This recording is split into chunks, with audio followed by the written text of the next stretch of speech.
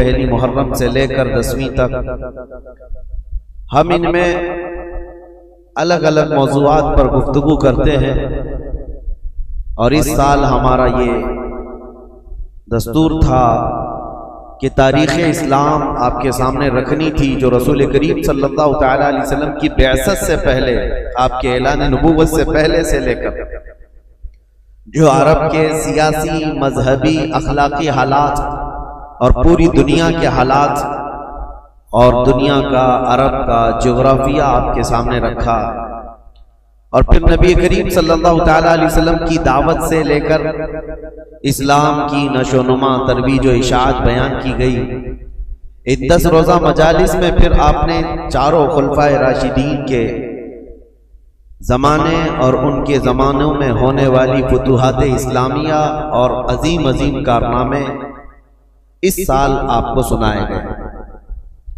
مقصد میرا یہی تھا کہ تاریخ کی سچائیوں سے آپ کو جوڑ دیا جائے، تاکہ کوئی بھی اسلام کا بدخواہ اور دشمن صحابہ یا دشمن اہل بیت، دونوں میں سے کوئی بھی آپ کے ذہن کو خراب نہ کرے اور تاریخ کو ون سائڈ بتا کر یا ایک حصے کی تاریخ بتا کر آپ کو گمراہ کرنے کی کوشش نہ کرے۔ اس لیے میں نے پوری تاریخ آپ کے سامنے رکھی۔ تاریخ اسلام میں اسلام کی سرحدیں مدینہ طیبہ کی سرحدوں سے نکل کر کہاں کہاں تک پہنچی، آپ نے سماعت کیا۔ مولا علی کرم اللہ وجہہ الکریم کے زمانے تک 30 سال ہوتے ہیں خلفائے راشدین کا زمانہ، لیکن اسلام افریقہ کی سرحدوں میں، افریقہ کے جنگلات سے بھی نکل چکا، یورپ کی سرزمین پر، ایشیائی کوچک میں، ترکی میں داخل ہو چکا ہے۔ آذربائیجان، آرمینیا، جارجیا، یہ سارے ان ممالک تک اسلام کی سرحدیں پھیل گئی، حتیٰ کہ حضرت امیر معاویہ کے 20 سالہ دور میں اسلام سندھ اور ہند تک پہنچ چکا۔ یہ تاریخ ہے، اسلام پھیلتا رہا، جس کو علامہ اقبال نے کہا تھا کہ تھمتا نہ تھا کسی سے سیل رواں ہمارا، باطل سے ڈرنے والے ہیں آسمان نہیں ہے، ہم 100 بار کر چکا ہے جو امتحان ہمارا، توحید کی امانت سینوں میں ہے ہمارے، آسان نہیں مٹانا نام و نشان ہمارا۔ اسلام کے اس پھلتے پھولتے باغیچے کو دیکھ کر کے ساری دنیا پریشان اور آج تک پریشان ہے، اور اسی پریشانی کا یہ سبب ہے کہ ہر دن ایک نیا حربہ، ہر دن ایک نئی جنگ ہمارے سامنے پیش آتی ہے۔ لیکن میرے عزیزوں، باطل قوتیں جتنے نئے آلے ہمارے خلاف لائیں گے، جتنی جنگیں کھڑے کریں گے، ہر زمانے میں ہم اپنے بچوں کو حسین کی داستان سناتے رہیں گے، ہم کربلا سناتے رہیں گے، تاکہ ہمارے بچوں میں یہ جذبہ ہمیشہ جوان رہے کہ اب کے دور میں آنے والی مصیبتیں یہ کوئی نئی نہیں ہیں، ہمارے آبا و اجداد نہیں، 14 صدیوں سے مسلمان یہ سب جھیلتے آ رہے ہیں۔ میں اکثر ایک جملہ کہتا ہوں، برسات میں نکلے ہوئے ابھی کے کیڑے مسجدوں کے آگے آ کر تلواریں یا چاقویں لہرا کر ڈراتے ہیں، اور اپنے کٹروار ناروں سے تمہیں گھبرانے کی اور خوف و دہشت ڈالنے کی کوشش کرتے ہیں۔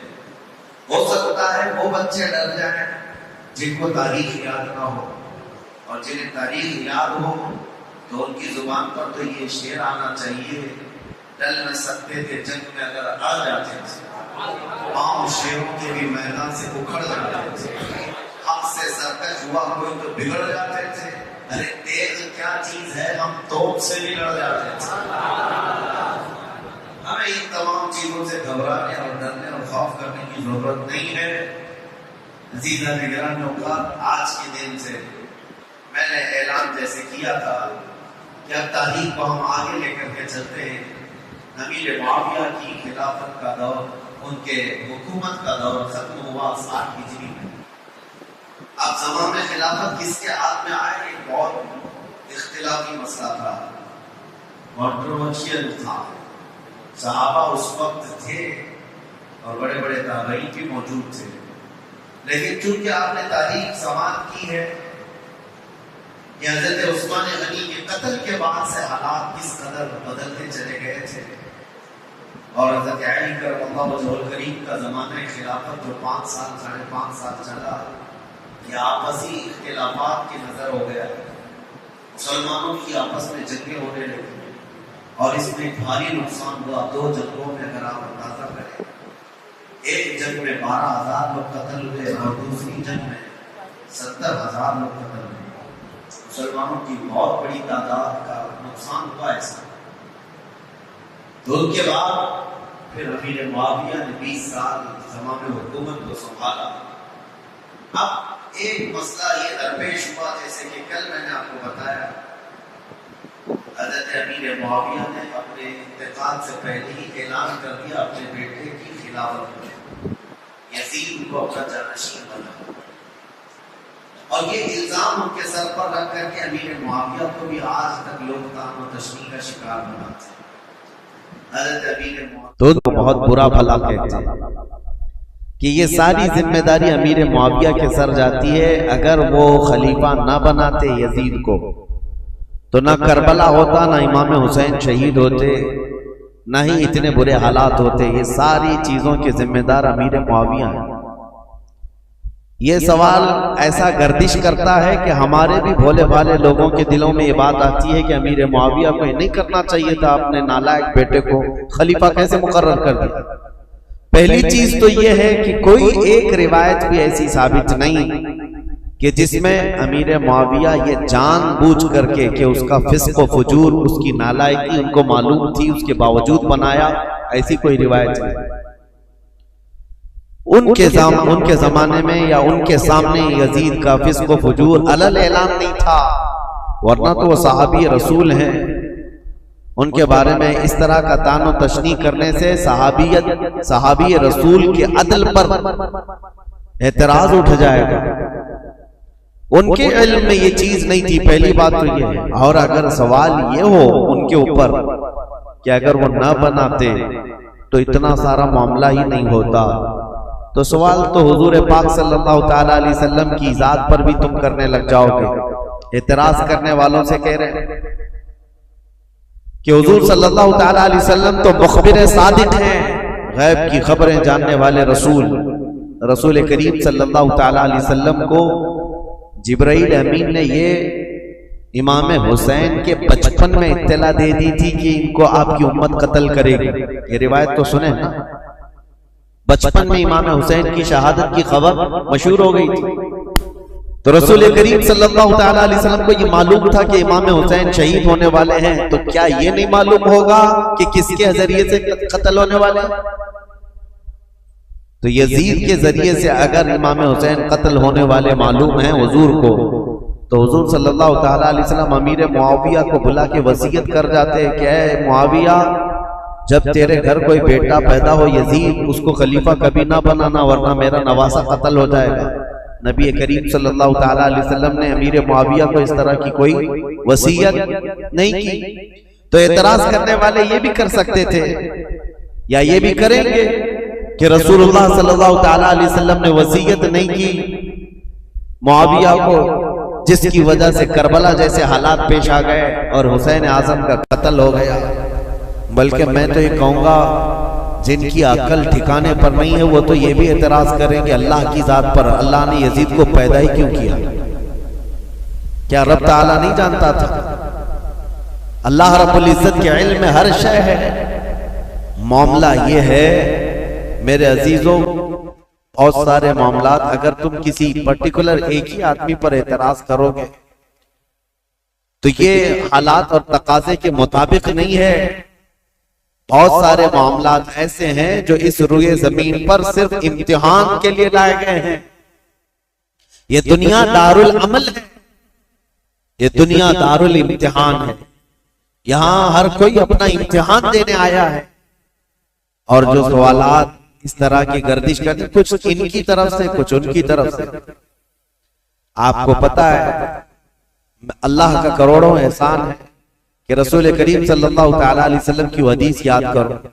حضور صلی اللہ علیہ وسلم نے حضرت علی سے فرمایا تھا کہ اے علی ایک جماعت ایسی ہوگی جو تم سے محبت میں مبالغہ کرے گی، غلو کرے گی، اوور کرے گی اور گمراہ ہو کر دوزخ میں جائے، اور ایک جماعت ایسی ہوگی جو تم سے دشمنی کرے گی، نفرت کرے گی اور وہ بھی دوزخ میں جائے گی۔ بس وہ لوگ جنتی ہیں جو درمیان میں ہیں۔ حضرت علی رضی اللہ تعالیٰ عنہ کی اتنا برابر بھی توہین نہیں کرتے اور ان کی محبت میں، عقیدت میں اتنا غلو نہیں کرتے کہ ان کو نبی کے درجے تک پہنچائے، اور اس جماعت کا نام اہل سنت و جماعت۔ اور الحمدللہ ہمیں اس بات کا فخر ہے کہ ہم مولا کائنات علی مرتضیٰ کی تعظیم کرتے ہیں، تکریم کرتے ہیں، لیکن نبوت کے درجے تک نہیں پہنچاتے۔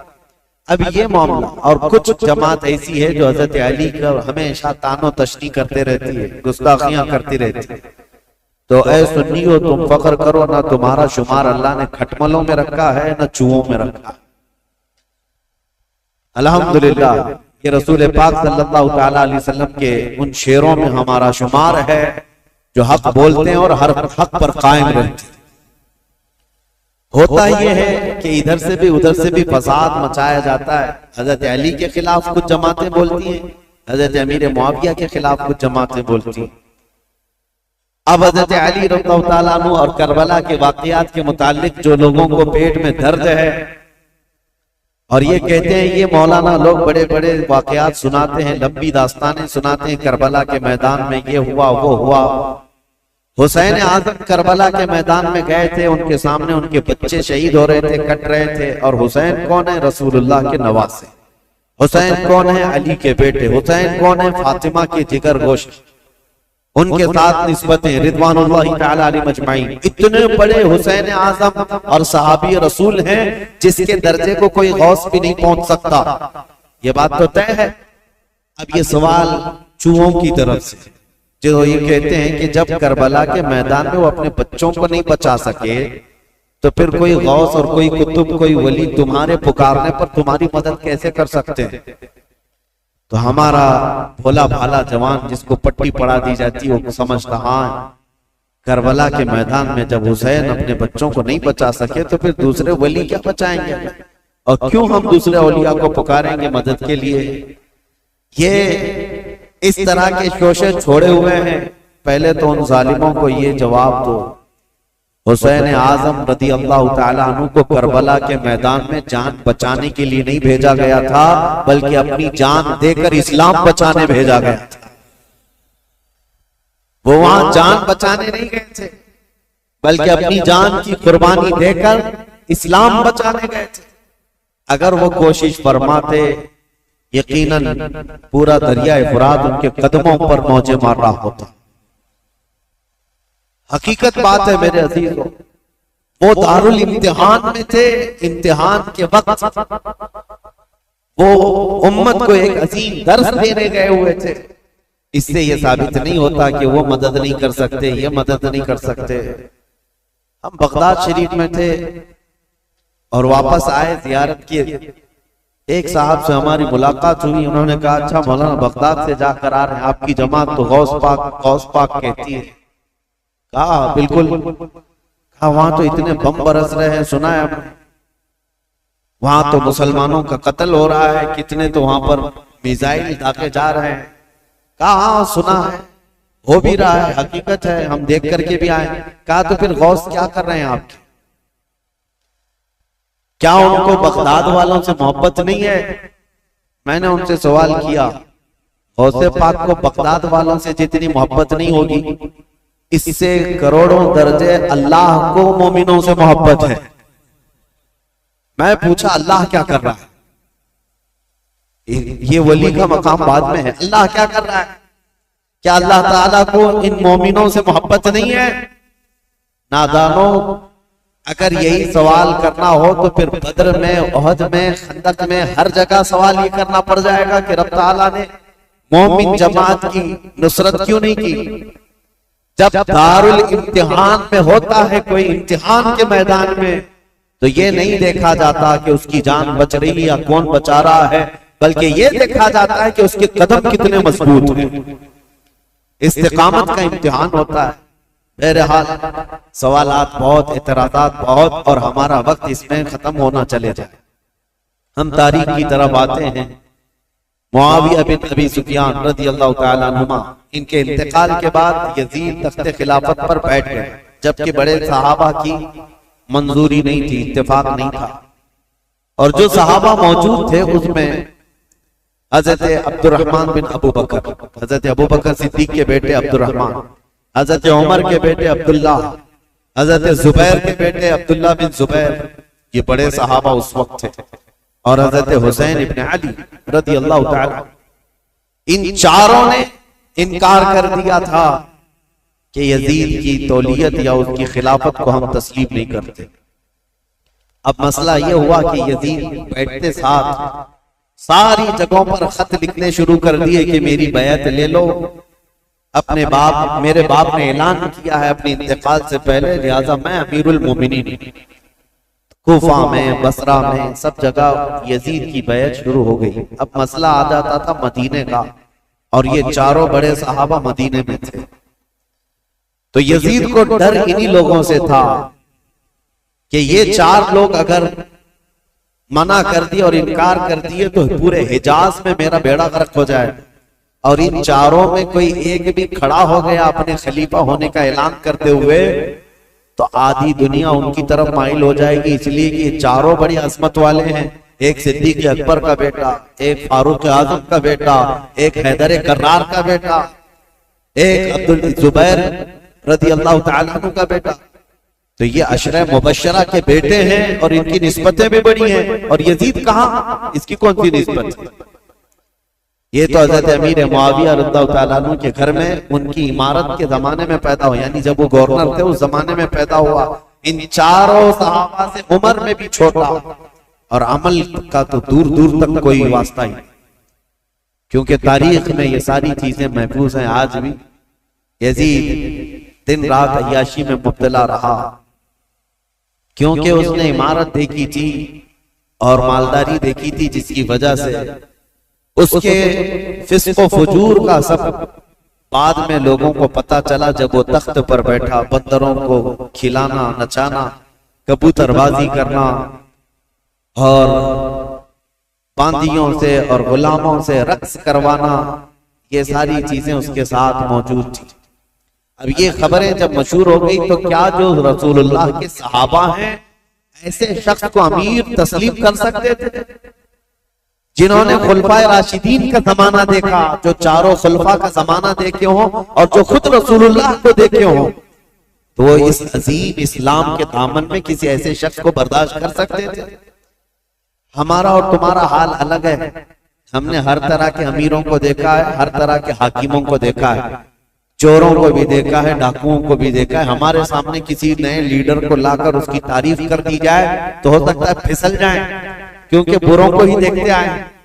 لیکن وہ چار صحابہ جو مدینے میں ہیں، ان کا حال تو ایسا تھا جنہوں نے رسول اللہ کو دیکھا، جنہوں نے صدیق اکبر کا زمانہ دیکھا اور فاروق اعظم کی عدالت دیکھی ہے، عثمان بن عفان کی سخاوت دیکھی اور حیدر کرار کی شجاعت دیکھی ہے.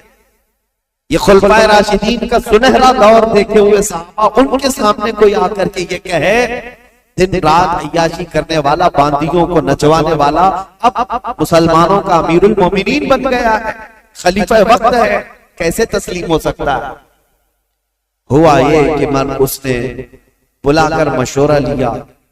مدینے میں اس وقت جو گورنر تھے ولید بن عقبہ، ولید بن عقبہ کو اس نے ایک خط لکھا اور کہا یہ جو بڑے لوگ موجود ہیں مدینے میں ان کو بلاؤ. عبد الرحمن بن ابو بکر، عبداللہ بن عمر کر کے ان کو میری بیعت لے لینا، تم وکیل بن جاؤ. ابھی تک حضرت امیر معاویہ کے انتقال کی خبر مدینے نہیں پہنچی تھی، سب جگہ مشہور نہیں ہوئی تھی. تو یزید کا خط آیا ولید بن عقبہ کے ہاتھ.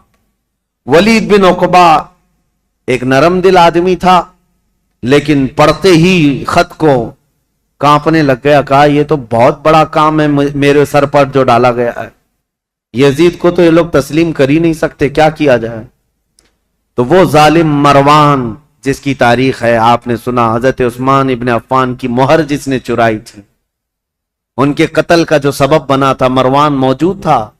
اس سے ولید بن عقبہ نے مشورہ کیا کہ کیا کرنا چاہیے. کہا چاروں کو بلاؤ اور ان کے سامنے یہ مسئلہ رکھو، کہو کہ امیر معاویہ کا انتقال ہوا اور وہ اپنے انتقال سے پہلے اعلان کر کے جا چکے ہیں، ان کا بیٹا خلیفہ ہے، لہذا تمہیں یہ بات ماننی پڑے گی اور بیعت کر لو.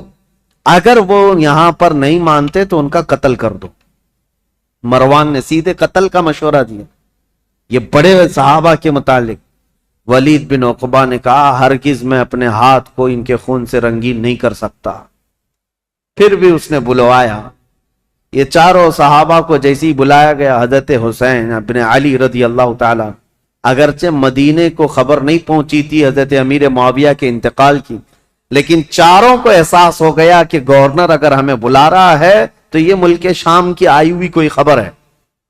وہ اپنی تیاری سے ہی گئے تھے.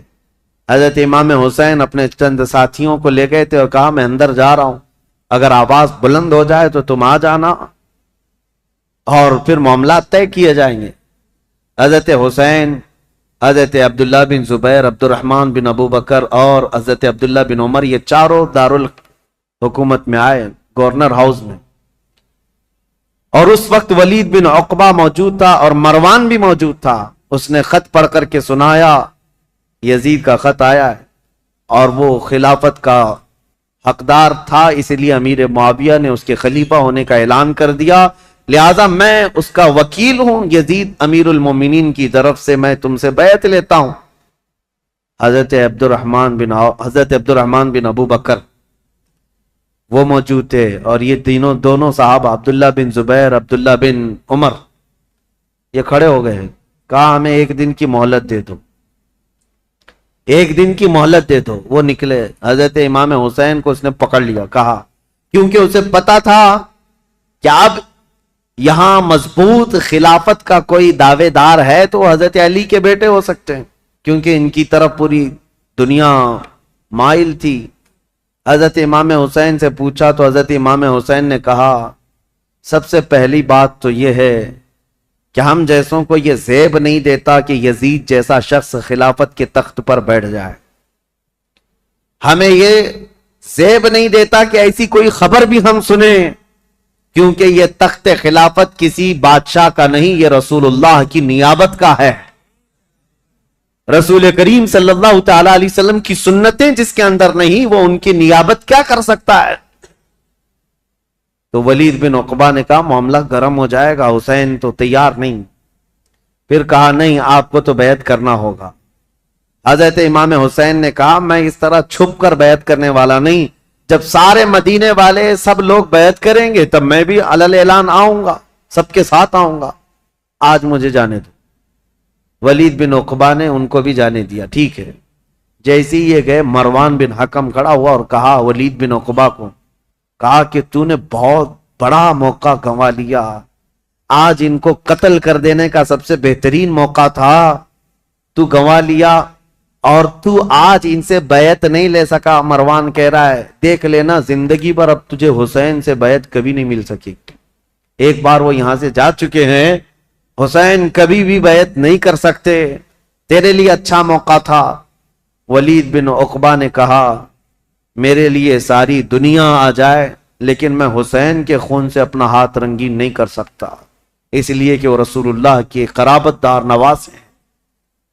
تو مروان بن حکم نے ولید بن عقبہ کی شکایت لکھ کر کے بھیجی یزید کے پاس کہ اس کی نرم دلی کی وجہ سے یہ چاروں چلے گئے. اور ہوا کیا، عبداللہ بن زبیر اور عبداللہ بن عمر رات کے وقت ہی اپنا سامان لیے اور مکہ چلے گئے، مدینہ طیبہ چھوڑ کر چلے گئے کہ دوسرے دن پھر یہ گورنر بلائے گا اور زبردستی کرے گا. لیکن مکہ میں جائیں گے تو حرم پاک میں خانہ کعبہ کے اطراف کوئی کسی کو زور زبردستی نہیں کر سکتا جو حرم میں جائے گا. جنگ بھی حرام ہے، قتل و قتال بھی حرام ہے. تو یہ صحابہ وہاں چلے گئے اور وہاں جا کر انہوں نے پناہ لی. اب امام حسین مدینہ میں تھے. دوسرا دن آیا تو پھر دوسرے دن پھر اس نے بلایا ولید بن عقبہ نے کہ آؤ. امام حسین رضی اللہ تعالیٰ عنہ نے آج پھر کہا کہ نہیں، میں اس بیعت کے لیے راضی نہیں ہوں اور مجھے زور زبردستی نہ کیا جائے. ولید بن عقبہ نے کہا اے حسین ابن علی، میں آپ کی تعظیم کرتا ہوں، آپ کی عزت کرتا ہوں، لیکن میرے اوپر ملک شام کا حکم آیا ہے پریشر میں ہے، میرے اوپر دباؤ ہے، لہٰذا ایک ہی راستہ ہے کہ آپ یا تو میرے اس شہر میں یا حدود میں نہ رہیں جہاں میری گورنری ہے، یا تو بیعت کر لیجیے۔ امام حسین نے کہا میں شہر تو چھوڑ دوں گا لیکن بیعت نہیں کروں۔ اور کون سے شہر چھوڑنے کی بات؟ مدینۃ الرسول۔ امام حسین اپنے خاندان والوں کو آ کر بتاتے ہیں، اور امام حسین نے اہل بیت کے گھرانے میں یہ بات بتائی کہ آج ہمارے لیے ایسی حالت آ گئی ہے، مدینے میں رہنا ہے تو ہمیں اس کی بیعت قبول کرنا ہوگا اور اس کو امیر المومنین تسلیم کرنا ہوگا، یا تو پھر مدینے سے باہر نکل کر، جیسے میرے دو بھائی مکہ چلے گئے، عبداللہ بن زبیر اور عبداللہ بن عمر، اسی طرح مجھے بھی مکہ حرم کعبہ میں جانا ہوگا۔ اہل بیت کا بچہ بچہ کہنے لگا رسول کریم صلی اللہ تعالی علیہ وسلم کا شہر چھوٹ رہا ہے، اے امام علی مقام، اس کو گوارا کر لیں گے لیکن رسول اللہ کی شریعت چھوٹ جائے یہ گوارا نہ کریں۔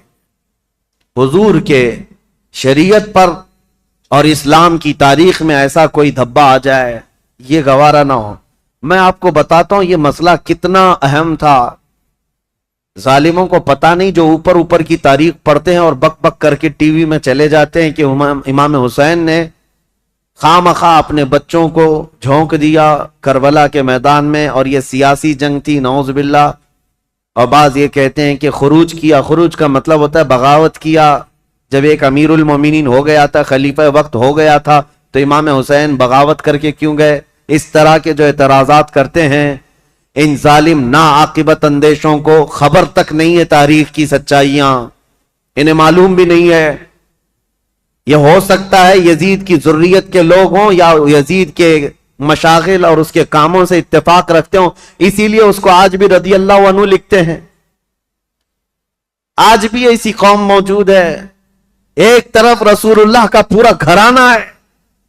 کیا امام حسین جن کو رسول کریم صلی اللہ تعالی علیہ وسلم نے اپنی گود میں رکھ کر پالا ہو، بلکہ سیدنا ابو ہریرہ سے روایت ہے کہ حضور صلی اللہ تعالی علیہ وسلم امام حسین کا لعاب پاک، امام حسین کا لعاب تھوک خود حضور صلی اللہ علیہ وسلم اس طرح چوستے تھے۔ حدیث کے الفاظ ہیں کہ یمتص رسول اللہ صلی اللہ تعالی علیہ وسلم لعاب الحسین کما یمتص التمر، حسین کا لعاب رسول اللہ ایسے چوستے جیسے کوئی کھجور چوس رہا ہو۔ جس کے حلق میں نبی کریم صلی اللہ تعالی علیہ وسلم کا لعاب پاک گیا ہو، کیا وہ ناحق فیصلہ کرے گا؟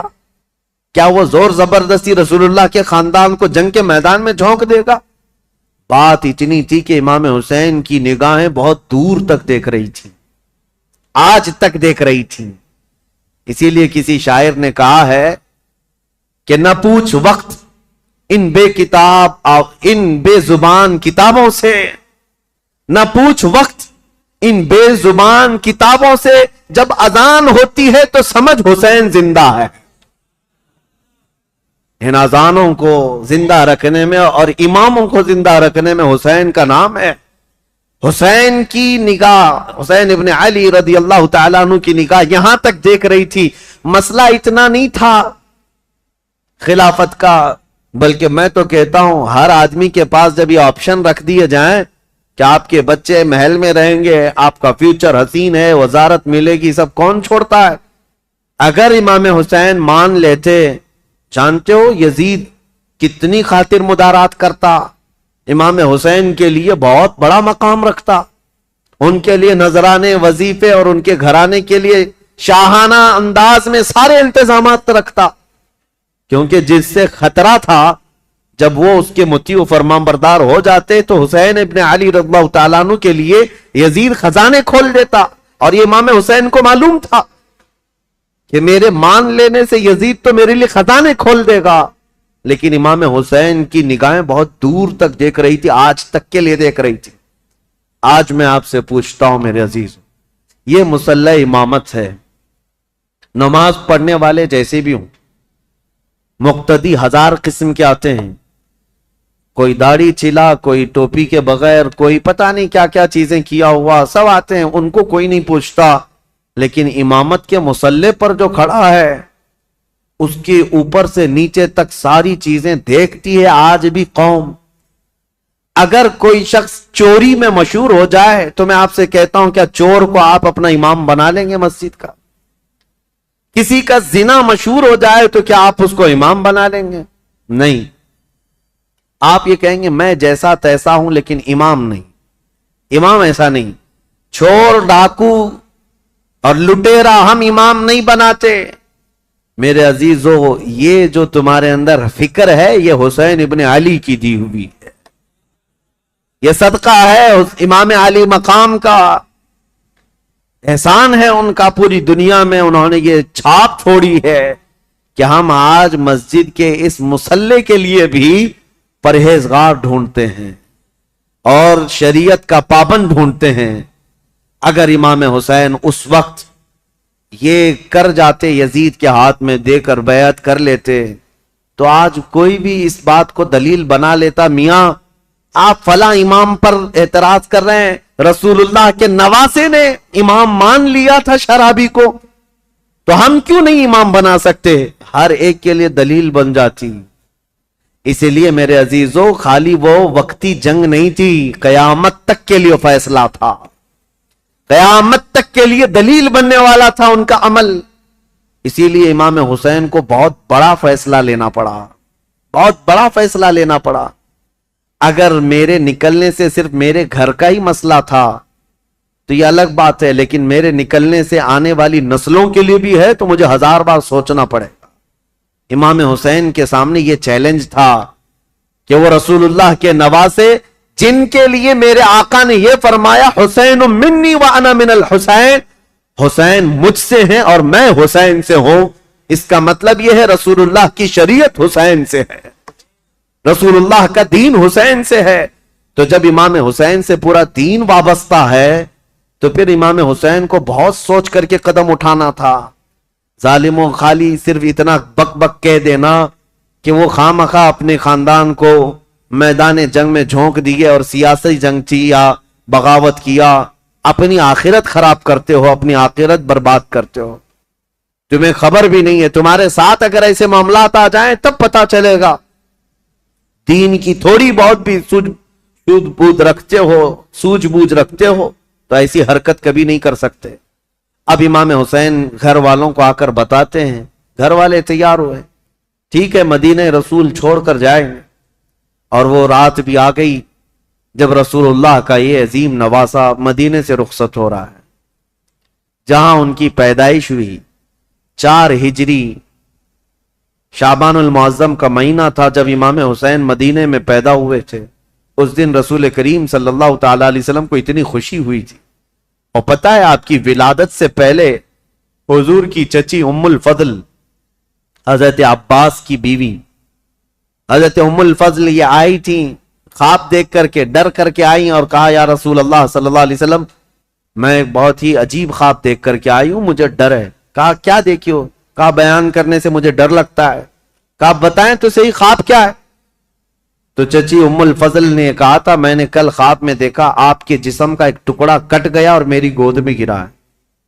حضور نے فرمایا گھبرانے کی ضرورت نہیں, فاطمہ کے گھر بیٹا پیدا ہوگا اور وہ پرورش کے لیے تمہاری گود میں ڈالا جائے گا. اور فاطمہ کا بیٹا میرے جسم کا ٹکڑا ہے. جو رسول کریم صلی اللہ تعالی علیہ وسلم نے جس کو اپنے جسم کا ٹکڑا کہا وہ مدینے میں پروان چڑھا ہے اور مدینے میں آنکھیں کھولی ہیں, خطبہ رسول کو سنا ہے, حسین پرورش ہے صحابہ کی جھرمٹ میں. ماں فاطمہ الزہرا اور باپ حیدر کرار, نانا رسولوں کا سردار. اس عظیم جوان کو میدان میں اترنے کے لیے اب جو وقت آیا وہ عجیب اتفاق تھا کہ اپنا شہر چھوڑنا ہوا. امام حسین کہتے ہیں میرے نانا نے یہ فرمایا تھا کہ ہر نبی اس جگہ دفن ہوتا ہے جو جگہ اسے سب سے زیادہ محبوب ہوتی, لہذا سید الانبیاء جہاں دفن ہے تو مدینہ ان کو سب سے زیادہ محبوب ہے. لیکن عجیب اتفاق ہے اے حسین, رسول کا جو سب سے محبوب علاقہ ہے وہ مجھ سے چھوٹا چلا جا رہا ہے. امام حسین اپنے خاندان کو لے کر حضور صلی اللہ علیہ وسلم کے روضے پر آئے اور آتے ساتھ رو پڑے. کہا نانا جان یہ وہی شہر ہے جہاں میں آپ کے کندھوں کی سواری کرتا تھا، یہاں کے در و دیوار گواہ ہیں اور یہاں موجود لوگ بھی گواہ ہیں کہ آپ سے جو میری محبت تھی یا مجھ سے جو آپ کی محبت تھی اس کے قصے مشہور ہیں، لیکن آج میں مدینے سے رخصت ہو رہا ہوں، اس لیے نہیں کہ مجھے کوئی جائیداد بنانی ہے، صرف اس لیے کہ آپ کے دین پر کوئی آنچ آنے نہ پائے۔ امام حسین حضور اکرم صلی اللہ تعالی علیہ وسلم کے روضہ اطہر سے اجازت لیتے ہوئے نکلے تھے۔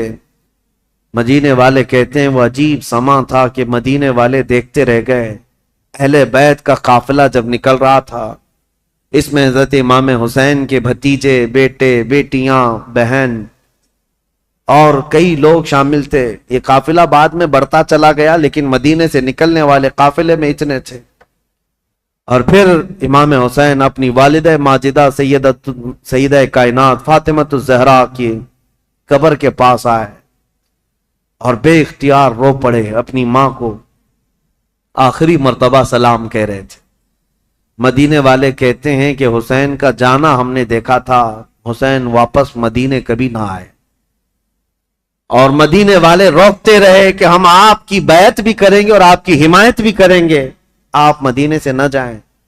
کئی لوگ آپ کے جبے کو تھام کر پکڑے ہوئے تھے، کہا ہم آپ کو چلتا پھرتا دیکھتے ہیں تو رسول اللہ کی یاد آتی، ہم آپ کو یہاں محسوس کرتے ہیں تو ہمیں نبی پاک کی خوشبوئیں محسوس ہوتی ہیں، آپ اگر مدینہ خالی کر کے جائیں تو ہمیں بتائیں رسول اللہ کے گھر میں اب بچا کون؟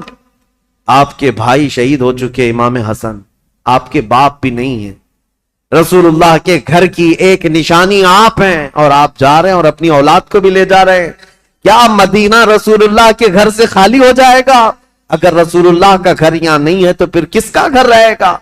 مدینے والوں کی وہاں پر جو بہتابی تھی، آہو فغاں تھے، یہاں تک کہ وہ لوگ لڑنے کو تیار ہوئے اور تلواریں نکال چکے تھے۔ کہا حسین ابن علی ہماری تلواریں ہیں، آپ کے ساتھ ہیں، اللہ کا واسطہ دیتے ہیں آپ نہ جائیں۔ امام حسین نے ایک ہی جملہ کہا میں رہ تو جاؤں گا تمہاری باتوں پر، لیکن کل کو جو عیاش لڑکا بیٹھا ہوا ہے تخت خلافت پر یعنی یزید، یہ مقابلے کے لیے مدینہ بھی فوج بھیج دے گا، اور حرم رسول کو میں مسلمانوں کے خون سے رنگین نہیں کر سکتا۔ نبی پاک کا شہر میری وجہ سے خون آلود ہو جائے، مجھے یہ گوارا نہیں۔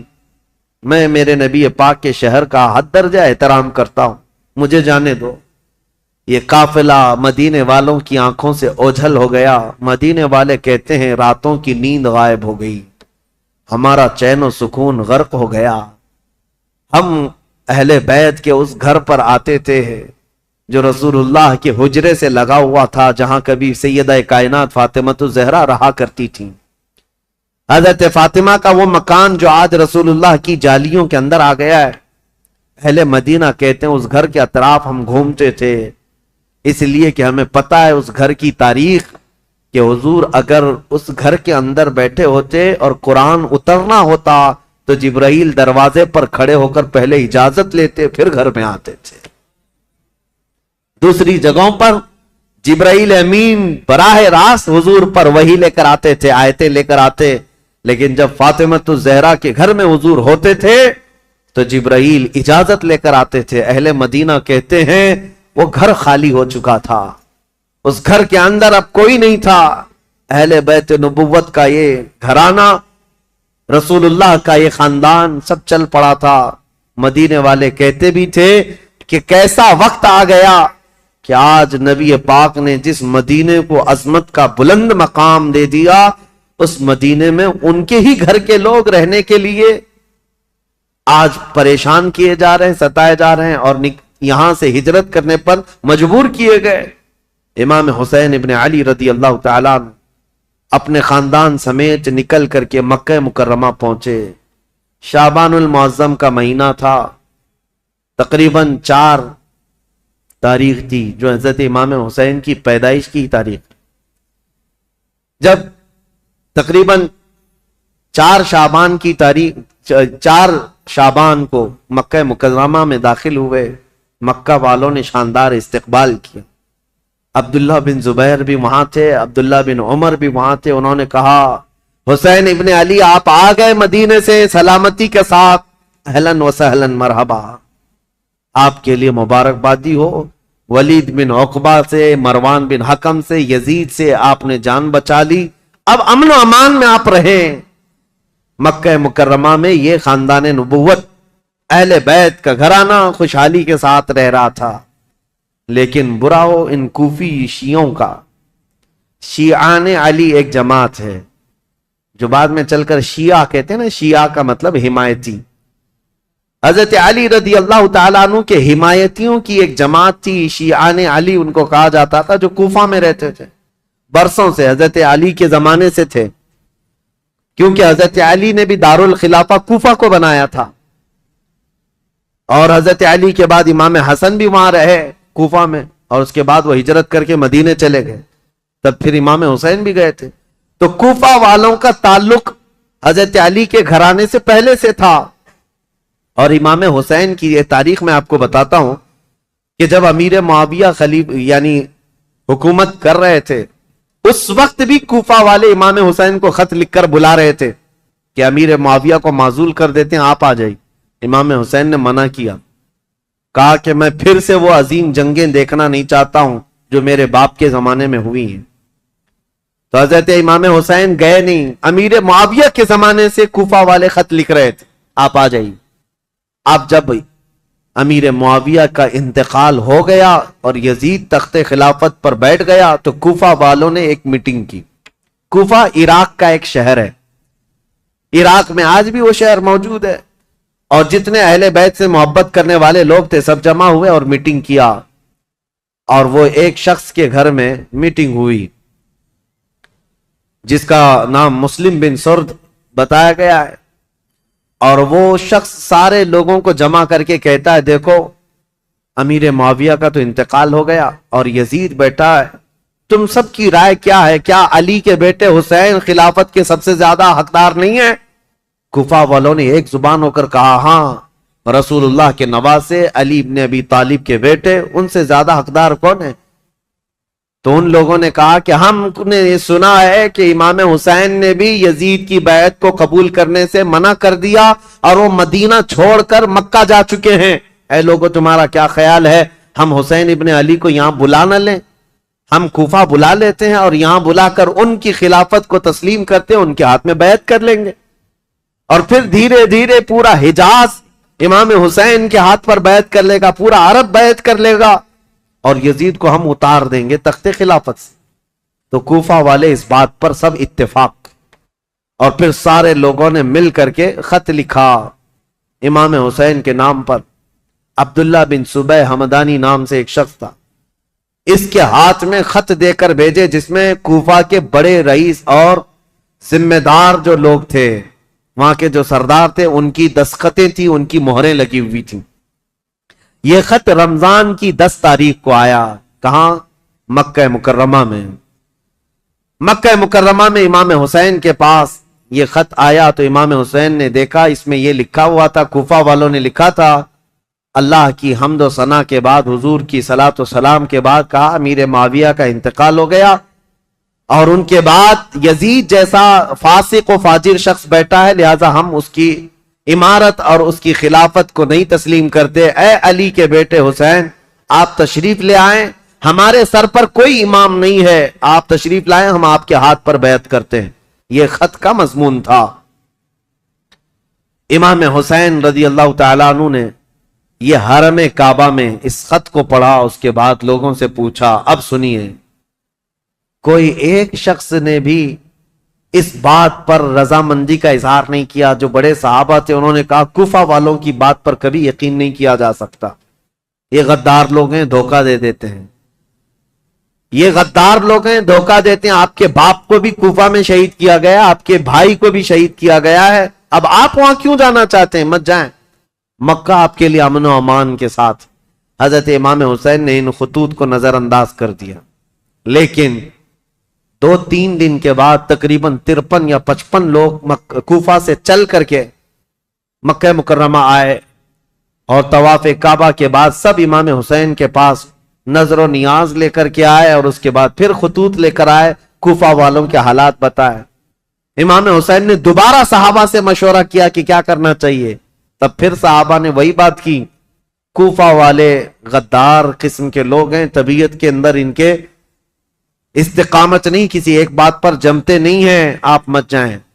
دوسری مرتبہ بھی امام حسین صبر کر کے رہ گئے۔ رمضان کا مہینہ ختم ہونے کو آیا، تقریباً خطوط کا سلسلہ جاری رہا، اتنے کہ 10,000 کے قریب لوگوں نے امام حسین کو دعوت دی، اور اخیر میں یہ دعوت دی کہ اے حسین ابن علی، کل قیامت کے دن اگر اللہ تعالی ہم سے یہ سوال کر لے کہ فاسق و فاجر معاویہ کے بیٹے سے تم نے بیعت کیسے کی، اس کو امیر کیسے بنایا، تو ہم اللہ کی بارگاہ میں قیامت میں یہ جواب دیں گے کہ اے رب العالمین، ہم نے تو رسول اللہ کے نواسے کو بلایا تھا مگر انہوں نے انکار کیا، تو ہمارے پاس کوئی چارہ نہیں تھا، اس لیے ہم نے یزید کی بیعت کر لی۔ یہ تو ایموشنل بلیک میلنگ ہے۔ بہت سارے لوگ آج ہمیں یوں بولتے ہیں پروگرام کی تاریخ دے دیجئے نہیں تو پورا علاقہ دیوبندی ہو جائے گا، پروگرام کی تاریخ دے دیجئے نہیں تو یہاں ایسا ہو جائے۔ میرے عزیزو، تمہارے ذمے بھی تو کچھ ہے، تمہارے ذمے بھی تو کوئی چیزیں ہیں۔ امام حسین نے اس خط کو پڑھنے کے بعد پھر سارے لوگوں سے مشورہ کیا اور اس کے بعد کہا اب میرے لیے اتمام حجت کرنی ہوگی، یعنی مجھے تو جانا ہی ہوگا کیونکہ انہوں نے قیامت کا واسطہ دے دیا ہے۔ تو 1000 لوگوں نے مکہ مکرمہ میں آپ کو روکنے کی کوشش کی، آپ نہ رکے، حتیٰ کہ ذی الحجہ کا مہینہ ہے، حج کے لیے سارے قافلے مکہ آ رہے ہیں، مکہ مکرمہ آ رہے ہیں، اور امام حسین یہاں سے نکلنے پر تلے ہوئے ہیں۔ لیکن اس سے پہلے امام حسین رمضان سے لے کر ذی الحجہ تک یہ بحث مباحثہ ہوتا رہا، اور عام بات نہیں ہے، عام بحث و مباحثہ نہیں ہے۔ عبداللہ بن زبیر جو صحابی ہیں نا، امام حسین کی جماعت کے ساتھ لڑنے کو بھی آ گئے تھے۔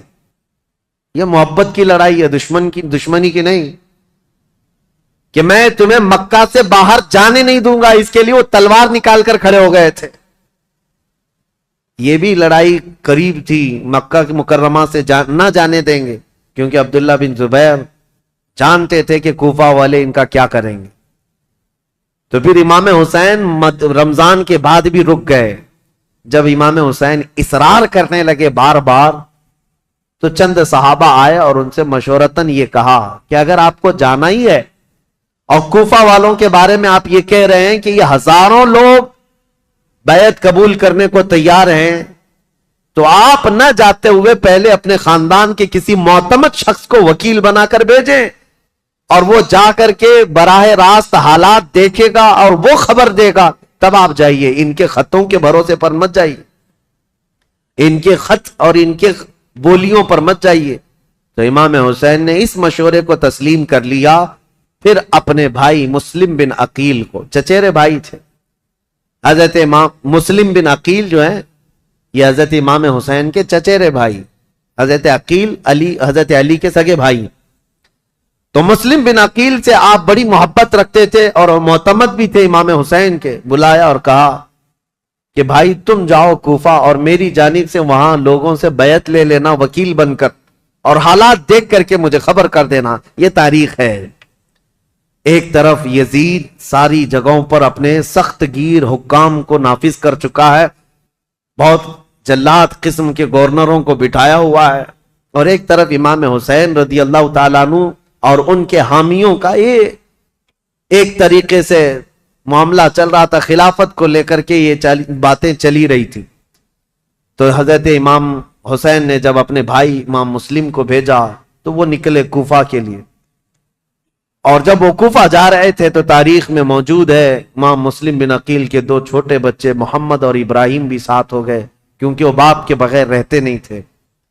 امام مسلم بن عقیل اپنے 2 بچوں کے ساتھ کوفہ کے لیے روانہ ہوئے۔ جیسے ہی کوفہ میں آئے، کوفہ والے جوق در جوق امام مسلم کا استقبال کرتے ہیں، اور اتنی بڑی تعداد میں استقبال کیا کہ تقریباً ایک ہی رات میں 12,000 لوگ آپ کے ہاتھ پر بیعت کیے۔ 12,000 لوگ امام مسلم بن عقیل کے ہاتھ پر امام حسین کا وکیل سمجھ کر بیعت کیا، اور جدھر دیکھو ادھر اہل بیت کا نعرہ، محبت علی کا نعرہ، امام حسین کی امارت اور خلافت کا نعرہ، ماحول رنگا رنگ ہے کوفہ کا۔ امام مسلم بن عقیل سیدھے مختار بن عبید ایک شخص ہے، اس کے گھر جا کر قیام کرتے ہیں۔ مختار بن عبید وہاں سردار کی حیثیت رکھتا تھا، اور اس نے سارے لوگوں کو یہیں پر جمع کیا تھا، اور ساری باتیں یہیں سے چل رہی تھی۔ امام مسلم بن عقیل جیسی گئے تو کوفہ کے اس وقت جو گورنر تھے وہ نعمان بن بشیر ایک صحابی رسول تھے، یزید کی طرف سے وہ گورنر تھے، نرم دل تھے اور نہایت ہی عجز و انکساری والے، تواضع والے انسان تھے۔ ان کو جب یہ بتایا گیا کہ امام مسلم بن عقیل کوفہ میں آئے ہیں اور لوگ جوق در جوق ان کے ہاتھ پر بیعت کر رہے ہیں، امام حسین کی بیعت لے رہے ہیں، تو انہوں نے دوسرے دن خطبہ دیا تھا اور کہا تھا کہ اے کوفہ والو، مجھے ڈر ہے یزید کو یہ خبر پہنچے گی تو وہ تم سب سے سختی کرے گا، اور پھر کوفہ والوں کی جان و مال خطرے میں ہوں گے۔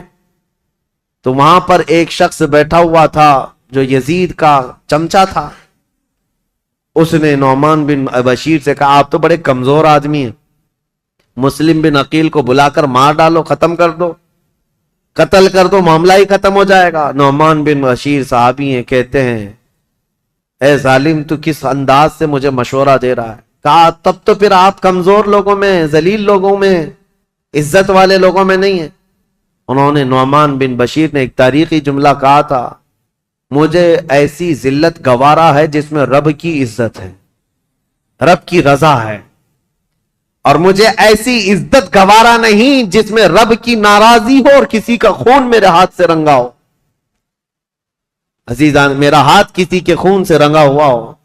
حضرت نعمان بن بشیر اتر گئے اور یزیدی جو وہاں موجود تھے حامی، انہوں نے خط لکھ کر کے یزید کو پہنچا دیا کہ دیکھو یہاں پر تو مسلم بن عقیل آئے ہیں اور حسین نے خلافت کا دعویٰ کر ہی دیا ہے، جس کا تمہیں خطرہ تھا وہ خطرہ آ گیا، اور کوفہ والے جوق در جوق بیعت کر رہے ہیں۔ یزید کو کب یہ بات ہضم ہوتی؟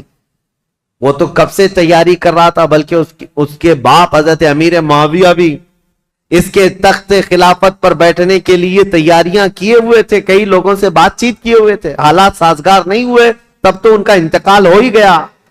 یزید زور سے، طاقت سے کئی لوگوں کو اپنا ہم نوا بنا رہا تھا، اور جب اسے پتا چلی گیا جس بات کا مجھے خطرہ تھا وہ خطرہ تو آ ہی گیا کہ خلافت کا دعوے دار علی کا بیٹا ہو سکتا ہے، اسے خطرہ تھا، اور حضرت امام حسین کی خلافت کا کوفہ والوں نے پہلے ہی اعلان کر دی، ابھی امام حسین نے اعلان نہیں کیا، کوفہ والوں نے یہ اعلان کر دیا، اور اپنے ہاتھ سے سب لوگوں نے بیعت کرنا شروع کر دیا تھا۔ ایک بات یاد رکھو میرے عزیزوں، اپنے اندر اللہ کے نبی صلی اللہ علیہ وسلم کی محبت ایسی بساؤ کہ ظالم جو خواب دیکھتا رہتا ہے نا ڈر کے مارے، وہ خواب کبھی نہ کبھی سچا ہو ہی جاتا ہے۔ ہاں، مجھے یہ بات یاد آتی، یزید جیسے ڈرتا تھا، ہر دن ڈر کے سوتا تھا کہ کہیں سے کوئی خلافت کا دعوے دار اٹھے گا تو میری کرسی ہلا دے گا، اور اس کو پتا چلا جیسے ہی حضرت امام حسین اٹھ گئے تو اس دن وہ اپنا ماتھا مارنے لگا اور لوگوں سے کہا کہ دیکھو جس کا ڈر تھا وہی ہو گیا۔ ایسے ہی آج کے یزیدیوں کو بھی یہ خبر ستاتی رہتی ہے، ہمارے ملک کے، اور پاکھنڈی بولتے بھی رہتے ہیں 2029 میں ہندوستان کا پردھان منتری مسلمان بن جائے گا۔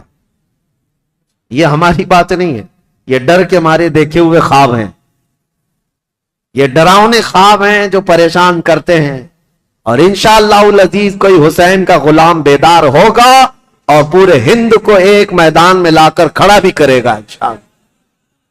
ہاں، اس قوم کو زندہ ہو لینے دو، پھر ہر قوم کہے گی حسین ہمارے ہیں انشاءاللہ۔ حضرت امام حسین کی طرف سے امام مسلم بن عقیل نے بیعت لینی شروع کی تو یہاں کوفہ پورا کا پورا ان کے دامن میں آ گیا۔ روزانہ ایک ایک گھر پر دعوت ہے امام مسلم بن عقیل کو، ارے وہ چلنے تک نہیں دیتے، ان کے شہزادوں کو سواریاں بنا لیتے، ان کے شہزادوں کو اپنی سواریوں پر بٹھا لیتے، اپنے کندھوں کو سواری بنا دیتے، اس طرح کی محبت پیش کرتے رہے۔ اور پھر امام مسلم بن عقیل نے امام حسین کو خط لکھا کہ حالات بہت اچھے ہیں، کوفہ والے پورے ایک آواز ہو کر آپ کی خلافت کا اعلان کر رہے ہیں، آپ کو جلدی تشریف لانا چاہیے اور آپ کی خلافت کا اعلان ہونا چاہیے۔ امام مسلم بن عقیل نے خط لکھ کر بھیجا، جس کام کے لیے آپ کو بھیجا گیا تھا وہ کام تو آپ نے کیا، عینی گواہ بھی تھے، آنکھوں سے دیکھا ہوا حال بیان کر دیا۔ اب امام حسین کے پاس جب یہ خط آیا تو اب مجھے بتاؤ، مکہ والے جو صحابہ امام حسین کو روک رہے تھے مت جاؤ مت جاؤ، امام حسین نے کہا تمہارے مشورے پر میں اپنے بھائی کو بھیجا، میرے بھائی نے بھی وہی خبر دی جو کوفہ والے اپنے خطوں میں لکھ کر کے بھیج رہے تھے، میرے بھائی پر تو مجھے اعتماد ہے، انہوں نے جو دیکھا وہ سچ بتایا۔ یہ خط تو آیا لیکن یزید کے ہاں سے جو معاملات سنگ دل کے بدلے اس طرح کہ اس نے مروان بن حکم کو بلایا اور پوچھا کہ یہ اس فتنے کو کیسے ختم کریں، یہ بغاوت کو کیسے سرو کریں۔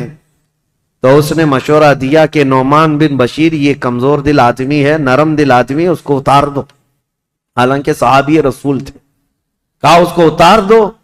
اور عبید اللہ ابن زیاد یہ ایک نہایت ہی ظالم قسم کا جلاد آدمی تھا، اس کی ماں کے متعلق ہی مشہور تھا کہ وہ زنا کرتی یا کرواتی رہی جس سے پیدا ہوا، اور اس کی ظلم کی داستانیں لوگوں میں مشہور تھیں۔ یہ بصرہ کا گورنر تھا۔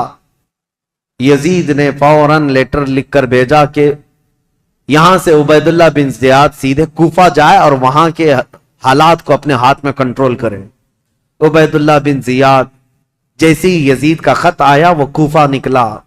کوفہ جب گیا تو بھیس بدل کر کے آیا، چہرے پر نقاب ڈال کر کے مدینے کی طرف، مکہ کی طرف سے جو راستہ آتا ہے اس راستے سے کوفہ میں آیا، کیونکہ کوفہ والے روز اس انتظار میں تھے کہ حیدر کرار کے شہزادے امام حسین تشریف لانے والے، رسول اللہ کے بیٹے کوفہ میں آنے والے، روز انتظار میں تھے کیونکہ امام مسلم نے خط لکھ کر کے بھیج دیا ہے، اب وہ آنے والے۔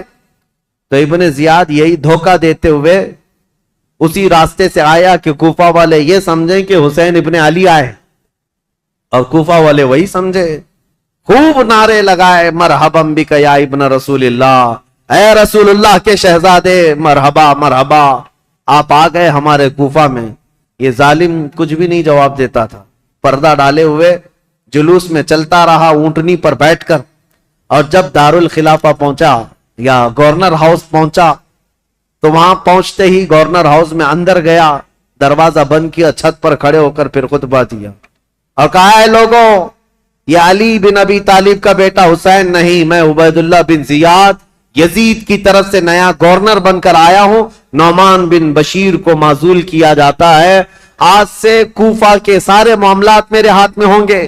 کوفہ والے جو استقبال کرنے کے لیے آئے تھے ان کو سخت ترین خطبہ دیا، کہا ہے لوگوں سنو، جو سختی کرے گا اس کے ساتھ ہم سختی کریں گے، اور جو یزید کی بیعت کو انکار کرے گا ہم اس کو قتل کریں گے، باغیوں میں اس کا شمار ہوگا، اور جو کسی باغی کی حمایت کرے گا ہم اس کے ساتھ بھی سختی کا معاملہ کریں گے۔ اس کا پہلے ہی دن یہ جو خطبہ سنا لوگوں نے بہت ہی بیزاری کا اظہار کیا، برہمی کا اظہار کیا، لوگ چلے گئے۔ اب امام مسلم بن عقیل کے حالات اب بدلنے کو آ گئے، کوفہ والے بس گیدڑ بھپکی سے ڈر گئے، عبید اللہ بن زیاد کے ایک خطبے سے ڈر گئے، اور اس کے بعد دوسرے دن عبید اللہ بن زیاد نے کیا کیا، کوفہ کے جتنے قبیلے تھے، خاندان تھے، ان خاندانوں کے جو جو بڑے لوگ تھے، خاندان کا جو بھی رئیس ہوتا، ان سب کو اپنے گورنر ہاؤس میں بلایا، اور بلا کر کے اتنا سخت ڈرایا اور کہا تم میں سے کوئی بھی اگر مسلم بن عقیل کو اپنے گھر میں پناہ دیا یا دیتا ہوا نظر آیا تو میں تمہاری پھانسی کا پھندا یہیں پر لٹکاؤں گا، اور اس کے بعد تمہارے لیے وہ عبرتناک سزا ہوگی، اس لیے کہ یزید امیر المومنین کی طرف سے مجھے یہ آرڈر ہے۔ ایسے سخت احکامات دیا، اور اس کے بعد کوفہ والوں کو ڈرایا یہ کہہ کر کے کہ یزید کی طرف سے 30,000 کی فوج آ رہی ہے جو کوفہ کی اینٹ سے اینٹ بجا دے گی۔ سارے سردار ڈر گئے، جتنے قبیلوں کے آقا تھے ان کے جو جو رئیس تھے وہ ڈر کے مارے چھپ گئے، اور حضرت امام مسلم بن عقیل کو آ کر یہ معاملات کی خبر دی۔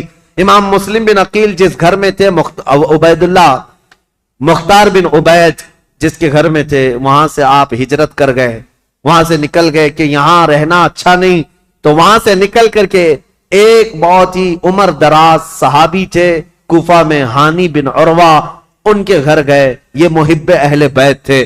خاندان نبوت عروہ، ان کے گھر گئے، یہ محب اہل بیت تھے، خاندان نبوت کے چاہنے والے تھے۔ امام مسلم بن عقیل، ان کے گھر جاتے ہیں، ہانی بن عروہ نے ان کا استقبال کیا اور اپنے گھر کے ایک کمرے کے اندر ان کو چھپا دیا، رازداری کے ساتھ امام مسلم بن عقیل اور ان کے شہزادوں کو اپنے گھر میں رکھا، اور جتنے اہل بیت سے لوگ محبت کرتے تھے صرف ان کو معلوم تھا کہ امام مسلم بن عقیل ہانی بن عروہ کے گھر میں ہے، اور اس کے باوجود امام مسلم بن عقیل ہانی بن عروہ کے گھر میں رہ کر بھی کوفہ والوں کو بلاتے رہے، جو اب تک 60,000 کی تعداد میں پہنچے تھے بیعت کرنے والے۔ اب ان لوگوں میں اب چھانٹنا شروع کیا کہ ابھی بچے کتنے ہیں۔ ہانی بن عروہ کے گھر میں جب آپ خفیہ لوگوں سے ملاقات کرتے تھے، اس وقت بھی 18,000 لوگ ابھی بھی امام مسلم بن عقیل کے ساتھ تھے۔ آ کر کے انہوں نے اپنے ساتھ ہونے کا اظہار کیا۔ امام مسلم بن عقیل نے کہا کہ اب بھی حالات صحیح ہیں، کچھ بدلے تو کیا ہوا، کچھ تو موجود ہیں، امام حسین کو آنا چاہیے۔ دوسرا خط بھی انہوں نے لکھا کہ حالات قابو میں آنے کے لائق ہیں، آپ تشریف لائیں۔ دوسرا خط بھی گیا امام حسین کو۔ لیکن اب امام مسلم بن عقیل کی تلاش شروع کر دیا عبید اللہ بن زیاد۔ یہ ہر جگہ لوگوں سے پوچھنے لگ گیا کہ مسلم بن عقیل جو آئے ہیں حسین کی طرف سے وکیل بن کر، وہ کس کے گھر میں چھپے ہوئے، کوئی بتانے کو تیار نہیں تھا۔ اب عبید اللہ بن زیاد نے ایک غلام کو پیسہ دے کر کے بھیجا، 3,000 درہم یا دینار، کہا کہ تو جا کر کے کسی نہ کسی طرح سے تلاش کر کے معلوم کر کے مسلم بن عقیل کہاں چھپے۔ اب وہ روزانہ گھومتا تھا، اور جو اہل بیت سے محبت کرنے والے ہیں وہ جانتا تھا۔ تو ایک مسلم بن اوسجہ اسدی رضی اللہ تعالیٰ عنہ، محب اہل بیت سے، مسجد میں عبادت میں رہتے، ان کے پاس گیا یہ غلام جس کا نام معقل تھا۔ یہ گیا اور کہا جا کر کے مجھے مسلم بن عقیل سے ملنا ہے۔ تو مسلم بن اوسجہ اسدی یہ کہتے ہیں تو مجھ سے ہی کیوں پوچھ رہا ہے، مسجد میں اور بھی بہت سارے لوگ ہیں۔ تو یہ غلام کہتا ہے آپ تو جانتے ہیں حالات خراب ہیں، میں اہل بیت کا کٹر حامی ہوں، محب ہوں، میں کچھ نظر اور نیاز لے کر کے آیا ہوں امام مسلم بن عقیل کو دینے کے لیے۔ وہ ہمارے شہر کوفہ میں غریب ہیں، لوگوں نے ان کو پریشان کر رکھا ہے۔ تو حضرت مسلم بن اوسجہ اسدی سمجھ گئے کہ یہ محب اہل بیت ہے، اس کو پکڑ کر ہانی بن عروہ کے گھر لے گئے، آؤ میں تجھے ملاتا ہوں۔ حضرت ہانی بن عروہ کے گھر یہ معقل غلام گیا تو دیکھا حضرت مسلم بن عقیل اور ان کے دونوں شہزادے گھر کے اندر ایک کمرے کے اندر موجود ہیں، اور جتنے اہل بیت سے محبت کرنے والے رازدار لوگ تھے وہ آتے تھے، ملتے تھے، جاتے تھے۔ انہی میں یہ معقل غلام بھی گیا، جا کر 3,000 درہم نظر میں رکھا، اور اس کے بعد رو دھو کر کے ان کے سامنے محبت کا اظہار کیا اور کہا میں محب اہل بیت ہوں، مجھے آنے کی اجازت ہو۔ تو اس کو آنے کی روزانہ اجازت ملی، دن بھر ان کے حجرے میں بیٹھا رہتا، کتنے لوگ کوفہ سے ان سے ملنے آ رہے ہیں، کون کون کیا کیا باتیں کر رہا ہے سب سنتا، اور رات میں جا کر عبید اللہ بن زیاد کو ساری رپورٹ دیتا، ساری جاسوسی کرتا تھا۔ اس زمانے کا وہ مشہور ٹپر، جو یہاں پر بھی بہت سارے لوگ اس طرح کے، اس لیے مجھے یہ کہنا پڑ رہا ہے یہ سب سے برا کام ہے جس پر اللہ اور اس کے رسول کی لعنت ہوئی ہے۔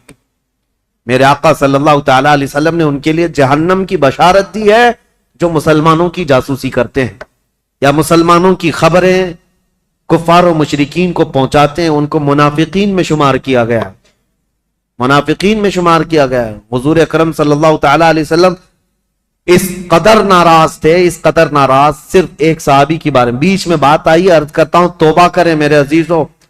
میں ممبئی کے ایک علاقہ جہاں گھنی آبادی ہے مسلمانوں کی، نام نہیں ذکر کر رہا ہوں کیونکہ ریکارڈ ہوتا ہے اور ہر جگہ چیزیں پہنچتی ہیں، ایک گھنی آبادی کا علاقہ ہے۔ وہاں جانے کے بعد ایک حاجی صاحب ہے، ان سے ملاقات ہوئی تو لوگوں کے کاروبار پوچھ رہے تھے، تو اس میں انہوں نے کہا کہ یہاں کے اکثر مسلمانوں کا جو کاروبار ہے وہ ٹپ دینا ہے، پولیس کو ٹپ دینا ہے، اسی پر ان کی روزی روٹی چلتی ہے، اور کچھ جو ہے جھوٹے فرضی کاغذات پر فلیٹوں کی خرید و فروخت کرتے ہیں، ٹوپی ڈالتے ہیں، یہی کاروبار ہے۔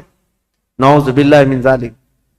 ان باتوں میں ہماری قوم کو سب سے زیادہ بدنام کیا گیا ہے یا ہوگا. 500 روپے 1000 روپے کے لیے کیا کوئی اپنی قوم بیچ دے گا؟ کوئی اپنی قوم بیچ دے گا؟ میرے عزیزو، تم ہرگز یہ مت سمجھنا کہ تمہاری خبریں دینے سے تم ان کے سامنے عزیز بن جاؤ گے. وہ ایسے کتے ہیں کہ ایک شکار کے بعد دوسرا شکار تم ہی ہوگے، تمہارا ہی نمبر ہو.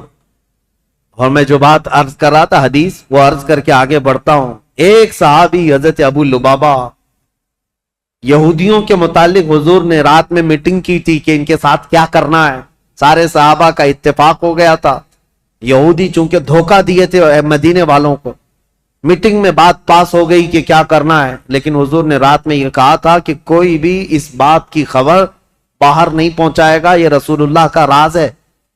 لیکن حضرت ابو لبابہ صحابی یہ باہر جا رہے تھے، یہودیوں نے انہیں پکڑ لیا. پرانی دوستی تھی، بچپن کی دوستی تھی. کہا ابو لبابہ سنا ہے رسول اللہ نے کچھ میٹنگ کی ہے ہمارے بارے میں، کیا مشورہ ہوا ہے؟ کہا نہیں بتاؤں گا، ہرگز نہیں بتاؤں گا، اللہ کے رسول کا راز ہے.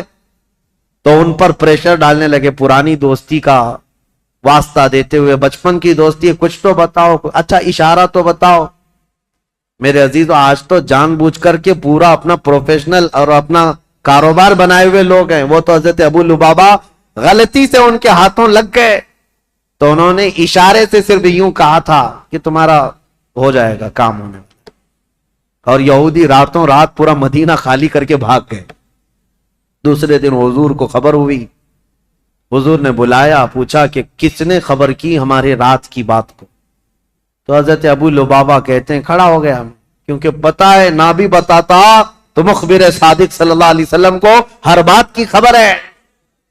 حضرت ابو لبابہ کھڑے ہو گئے، کہا یا رسول اللہ یہ جرم میرا ہے، لیکن میں نے جان بوجھ کر کے آپ کا راز افشا نہیں کیا اور نہ ہی مسلمانوں کی کوئی بات جان بوجھ کر یہودیوں کو بتایا. میں تو راستے پہ جا رہا تھا اور اچانک ان کے ہتھے چڑھ گیا. انہوں نے مجھے بچپن کی دوستی یاد دلائی اور بہت زیادہ دباؤ ڈالا. میں نے اشارہ کیا تھا بس. جانتے ہو اس بات پر میرے آقا نے کیا فرمایا؟ نبی پاک صلی اللہ تعالی علیہ وسلم کھڑے ہو گئے، سارے مدینے کے صحابہ سے کہا آج کے بعد سے ابو لبابہ سے کوئی مسلمان نہ سلام کرے گا نہ مصافحہ کرے گا. حضور پاک نے فرمایا مکمل طور پر ابو لبابہ کا بائیکاٹ کرو، کوئی سلام بھی نہیں کرے گا، مصافحہ بھی نہیں کرے گا. حضرت ابو لبابہ کے متعلق اتنا سخت حکم حضور نے فرمایا. اور آج بھی مدینہ طیبہ مسجد نبوی جاؤ گے، وہاں ستونوں میں، مسجد کے اندر جو ستون ہے نا، ان ستونوں میں ایک ستون حضرت ابو لبابہ کے نام سے ہے. ابو لبابہ نے کیا کیا؟ اپنی بیوی کو بلایا اور کہا اب میں جینے کے قابل نہیں ہوں، مجھے اس کمبے سے باندھ دینا جب تک میری توبہ قبول نہ ہو. ان کو رسی سے ان کی بیوی باندھ کر چلی جاتی. حد تو یہ ہے وہ مدینے والے کیسے تھے، صحابہ تو دیکھتے تھے ان کو، نمازوں کے وقت کھولا جاتا تھا، حضور کے پیچھے نماز پڑھتے تھے، پھر رسی سے باندھ دیے جاتے، کھانے کے وقت ہاتھ کھولتے. ان کی بیوی بھی کچھ پوچھو تو منہ پھیر لیتی، کہتی رسول اللہ نے منع کیا، تم سے سلام بھی نہیں کیا جا سکتا، کلام بھی نہیں، جینے کا حق ہے اس لیے کھانا دیا جا رہا ہے. بیوی تک نہیں بات کرتی تھی. حضرت ابو لبابہ پر یہ دن ایک دن دو دن کا بائیکاٹ نہیں، تقریباً 33 دن تک چلا. حضور نماز پڑھاتے تھے لیکن ان سے ملتے نہیں تھے، اور اللہ رب العزت ان کی توبہ کا اعلان فرماتا ہے. حضور پر وحی آتی ہے جن سے یہ غلطی ہو گئی، اے رسول اللہ نے انہیں بخش دیا، معاف کر دیا. حضور اپنے ہاتھوں سے رسی کھولتے. یہ بات بیچ میں آئی ہے تو اس لیے مجھے عرض کرنا ہے، کچھ لوگوں کو ایسا لگتا ہے مسلمانوں کی جاسوسی کرنا، ان کی خبریں لے جا کر کے بڑے عہدے داروں کو بتانا، ٹپ دینا، اس میں ہماری عزت بڑھے گی. زیادہ سے زیادہ کیا ہوگا تمہارا؟ چند جرائم میں پولیس تمہیں معاف کر دے گی، اتنا ہی، کچھ نہیں ہے. عزت حاصل کرو اللہ کی بارگاہ میں. ہونا تو یہ چاہیے کہ اپنی قوم اور اپنی جماعت کے متعلق پہلے تو حالات ایسے ہوتے تھے کہ ہمارے بڑے، ہمارے بزرگ بتاتے ہیں کہ دوسروں کو ہماری جماعت کیا ہمارے محلے میں آنے سے پہلے اجازت لینی پڑتی تھی. اتحاد ہوتا، یونٹی ہوتی. آج ہر کوئی ایک دوسرے کے پیچھے پڑا ہوا ہے، اس کی جاسوسی وہ کرے، اس کی جاسوسی یہ کرے، جاسوسی میں پوری زندگی گزر جا رہی. قیامت کے دن اللہ کی بارگاہ میں کیا کہو گے؟ اور قرآن کا 26ویں پارے کی یہ آیت بھی یاد رکھو، اللہ نے فرمایا اجتنبوا کثیرا من الظن، اللہ فرماتا ولا تجسسوا، لوگوں کی جاسوسی مت کرو۔ اور جو جاسوسی کرتا ہے مومن کے لیے یا غیبت کرتا ہے اس کے لیے اللہ قرآن میں فرماتا گویا کہ وہ اپنے مرے ہوئے بھائی کا گوشت کھاتا ہے، مرے ہوئے بھائی کا گوشت کھتا ہے۔ میں ان سب سے کہوں گا ظالموں، مردہ کھانے والوں، توبہ کر لو، ابھی دن باقی ہیں، ابھی دن باقی ہیں۔ تم نے جن لوگوں کو ذلیل کرنے کے لیے آج تخت پر بیٹھے ہوئے لوگوں کی رضامندی حاصل کرنے کے لیے مسلمانوں کی خبریں لے جا کر پہنچاتے ہو، دن بدلیں گے، وقت بدلے گا، پھر تمہاری حالت ایسی ہوگی نہ تم اپنی قوم کے ہوگے نہ کسی اور قوم کے ہوگے، تمہیں منافقین میں شمار کیا جائے گا۔ توبہ کر لو۔ امام مسلم بن عقیل کی خبریں پہنچانے والا وہ ماکل غلام، اس کے ساتھ یہی ہوا 3000 درہم دے کر کے نذرانہ اور ساری رپورٹیں لا کر عبید اللہ بن زیاد کے پاس پہنچاتا تھا۔ عبید اللہ بن زیاد ساری باتیں سنتا رہا اور ہانی بن عروہ کو ایک دن بلا لیا، کہا ہانی بن عروہ سے اس کے پرانے تعلقات تھے، لیکن ہانی بن عروہ جب سے وہ آیا تھا ملنے نہیں گئے تھے۔ بلایا اچانک گورنر ہاؤس پہ، کہا کیا بات ہے ہانی بن عروہ، ہم سے ملاقات نہیں کر رہے ہو؟ کہا میں بیمار تھا اس لیے نہیں آیا۔ کہا بیمار نہیں، تم تو فتنوں میں مبتلا ہو، امیر المومنین کے خلاف فتنہ کرنے کا گھر کو اڈا بنا رکھا ہے، مسلم بن عقیل کو تم سہارا دیے ہوئے ہو، روزانہ پلاننگ کرتے ہو اپنے گھر میں اور خلافت کے خلاف لوگوں کو بغاوت پر ابھار رہے ہو۔ حضرت ہانی بن عروہ نے کہا ایسا تو نہیں کر رہا میں۔ تو اس نے وہ غلام کو سامنے پیش کیا، کہا اس کو پہچانتے ہو؟ کہا ہاں یہ تو محب اہل بیت ہے۔ وہ ماکل بن یسار جو غلام تھا، اس نے کہا میں کوئی محب اہل بیت نہیں، میں عبید اللہ بن زیاد کا سپاہی ہوں، میں ان کی طرف سے آیا کرتا تھا۔ ہانی بن عروہ دیکھ کر دنگ رہ گئے، مسلمان کو اگر کسی نے ڈنک مارا ہے تو دوسرا مسلمان ہی مارا ہے۔ اکثر یہی ہوا ہے تاریخ میں، جب تک اپنا کوئی گھر کا بھیدی نہیں ہوتا تب تک کوئی دشمن ہم پر غالب نہیں ہوتا۔ پوری تاریخ میں دیکھیں آپ، یہی ہوتا رہا ہے۔ ہانی بن عروہ نے کہا تو اب یہ تیری جاسوسی تھی تو سن لے، حقیقت بات یہ ہے مسلم بن عقیل خود آئے ہیں میرے گھر اور وہ اہل بیت سے ہیں، میں ان کو منع نہیں کر سکتا، اس لیے میں اپنے گھر میں رکھا ہوں۔ مسلم بن عقیل کی ابھی یہ بات چل رہی تھی، کوفہ میں یہ بات گردش کرنے لگ گئی کہ وہ قبیلہ بنی مزعج کے تھے، ایک قبیلہ تھا بنی مزعج، اس قبیلے کے ہانی بن عروہ سردار تھے، مشہور ہو گئی ہانی بن عروہ کا قتل ہو گیا، ان کو مارا گیا۔ تب سارے ان کے خاندان کے لوگ اور سب کے سب جمع ہو گئے، یہ تعداد بھی قریب 12,000 کی تھی۔ امام مسلم بن عقیل اس میں باہر نکل کر کے آ گئے، کوفہ کے جتنے لوگ ہیں ان کو لے کر گورنر ہاؤس کا گھیراؤ کر لیا، سب کو باہر جمع کر لیا۔ امام مسلم بن عقیل نے کہا اس وقت تک نہیں جائیں گے جب تک ہانی بن عروہ کے قتل کے بارے میں ہم ابن زیاد سے بدلہ نہ لیں گے۔ کوفہ والے نعرہ لگاتے ہوئے آ گئے۔ یہ وقت بھی ایسا تھا، امام مسلم بن عقیل چاہتے تو پورے گورنر ہاؤس کو تباہ کر دیتے، لیکن جب 12,000 لوگ آئے تھے تو ابن زیاد نے کیا کیا، ہانی بن عروہ کو اس نے قتل نہیں کیا تھا، گھر وہیں گورنر ہاؤس میں قید کر کے رکھا تھا، بوڑھے صاحب ہی تھے، ان کو پکڑ کر کے چھت پر لایا گیا اور یہ زور زبردستی ان سے کہا گیا اپنے قبیلے والوں سے کہہ دو واپس چلے جائیں، اپنے قبیلے والوں سے کہہ دو مسلم بن عقیل کا ساتھ چھوڑ دیں ورنہ ہانی بن عروہ تمہارا قتل ہو جائے گا، ٹکڑے ہو جائیں گے۔ ہانی بن عروہ چھت پر آئے اور اعلان کیا ہے لوگوں میں زندہ ہوں، مجھے نہیں مارا گیا ہے، لیکن بات یہ ہے فتنہ و فساد ہو رہا ہے، تم لوگ سب منتشر ہو جاؤ۔ تو ابن زیاد کی طرف سے ایک آدمی کھڑا ہوا کہ بنی مزیج کے لوگوں تم سے ابن زیاد کی کوئی دشمنی نہیں ہے، ہانی بن عروہ کا وہ دوست ہے، تم سب مسلم بن عقیل سے دور ہو جاؤ، ہانی بن عروہ کو کوفہ میں ایک عزت دار عہدہ دیا جائے گا اور ان کو یہاں پر عزت و تکریم سے نوازا جائے گا۔ قبیلے کے سارے لوگ نکل گئے۔ یہی وہ تاریخ ہے جب امام مسلم بن عقیل رات کو نماز پڑھانے کے لیے کھڑے تھے، عشاء کی 12,000 لوگ تھے، رات بھر یہ قضیہ چلتا رہا اور سارے قبیلے بنی مزیج کے اور کوفہ والے چھوڑ چھوڑ کر کے جاتے رہے. صبح کے وقت امام مسلم بن عقیل کے پیچھے فجر میں صرف 3 لوگ باقی تھے. 3 لوگ باقی رہ گئے.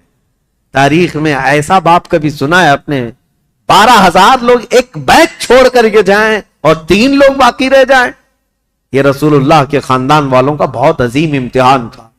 امام مسلم بن عقیل نے دیکھا کہ یہ سارے چھوڑ کر چلے گئے، لیکن ہوا کیا؟ سب کے جانے کے بعد حضرت امام مسلم بن عقیل اب تیسرا گھر ڈھونڈنے والے تھے کہ کسی کے گھر تو رکوں جا کر. پہلے مختار بن عبید کے گھر میں تھے، دوسرے ہانی بن عروہ کے گھر میں. اب حضرت امام مسلم بن عقیل جہاں سے گزرتے تھے کوفہ والے اپنا گھر بند کر دیتے تھے. کوفہ والے گھر بند کر دیتے، ان کی وجہ سے ہمارے اوپر عذاب آ جائے گا، یہ ابن زیاد ہمیں چھوڑے گا نہیں، ہمیں مار ڈالے گا.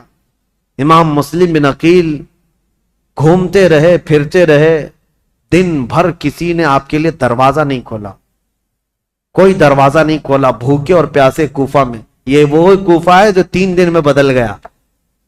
عبید اللہ بن زیاد کے آتے ہی پورے لوگوں کی طبیعت چینج ہو گئی.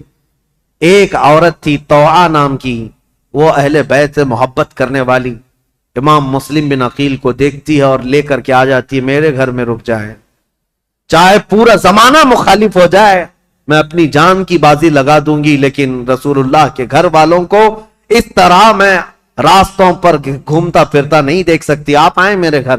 امام مسلم بن عقیل اس عورت کے گھر گئے. طوعا یہ عورت بڑی جانثار تھی.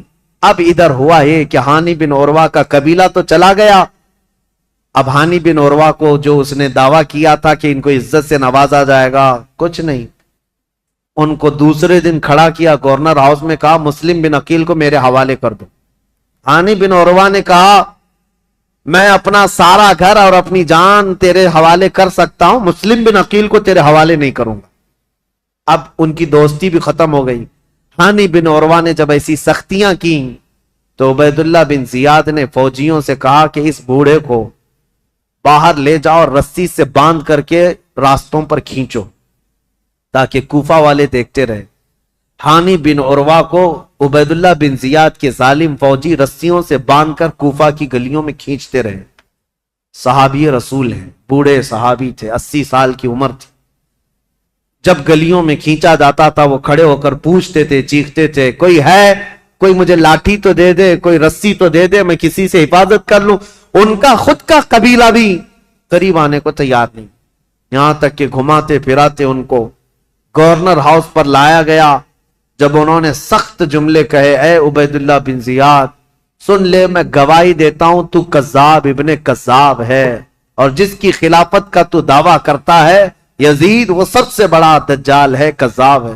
اس بات پر عبید اللہ بن زیاد نے حکم دیا اور ہانی بن عروہ رضی اللہ تعالیٰ عنہ کو پٹک کر کے قتل کر دیا گیا. صحابی رسول کو شہید کر دیا گیا.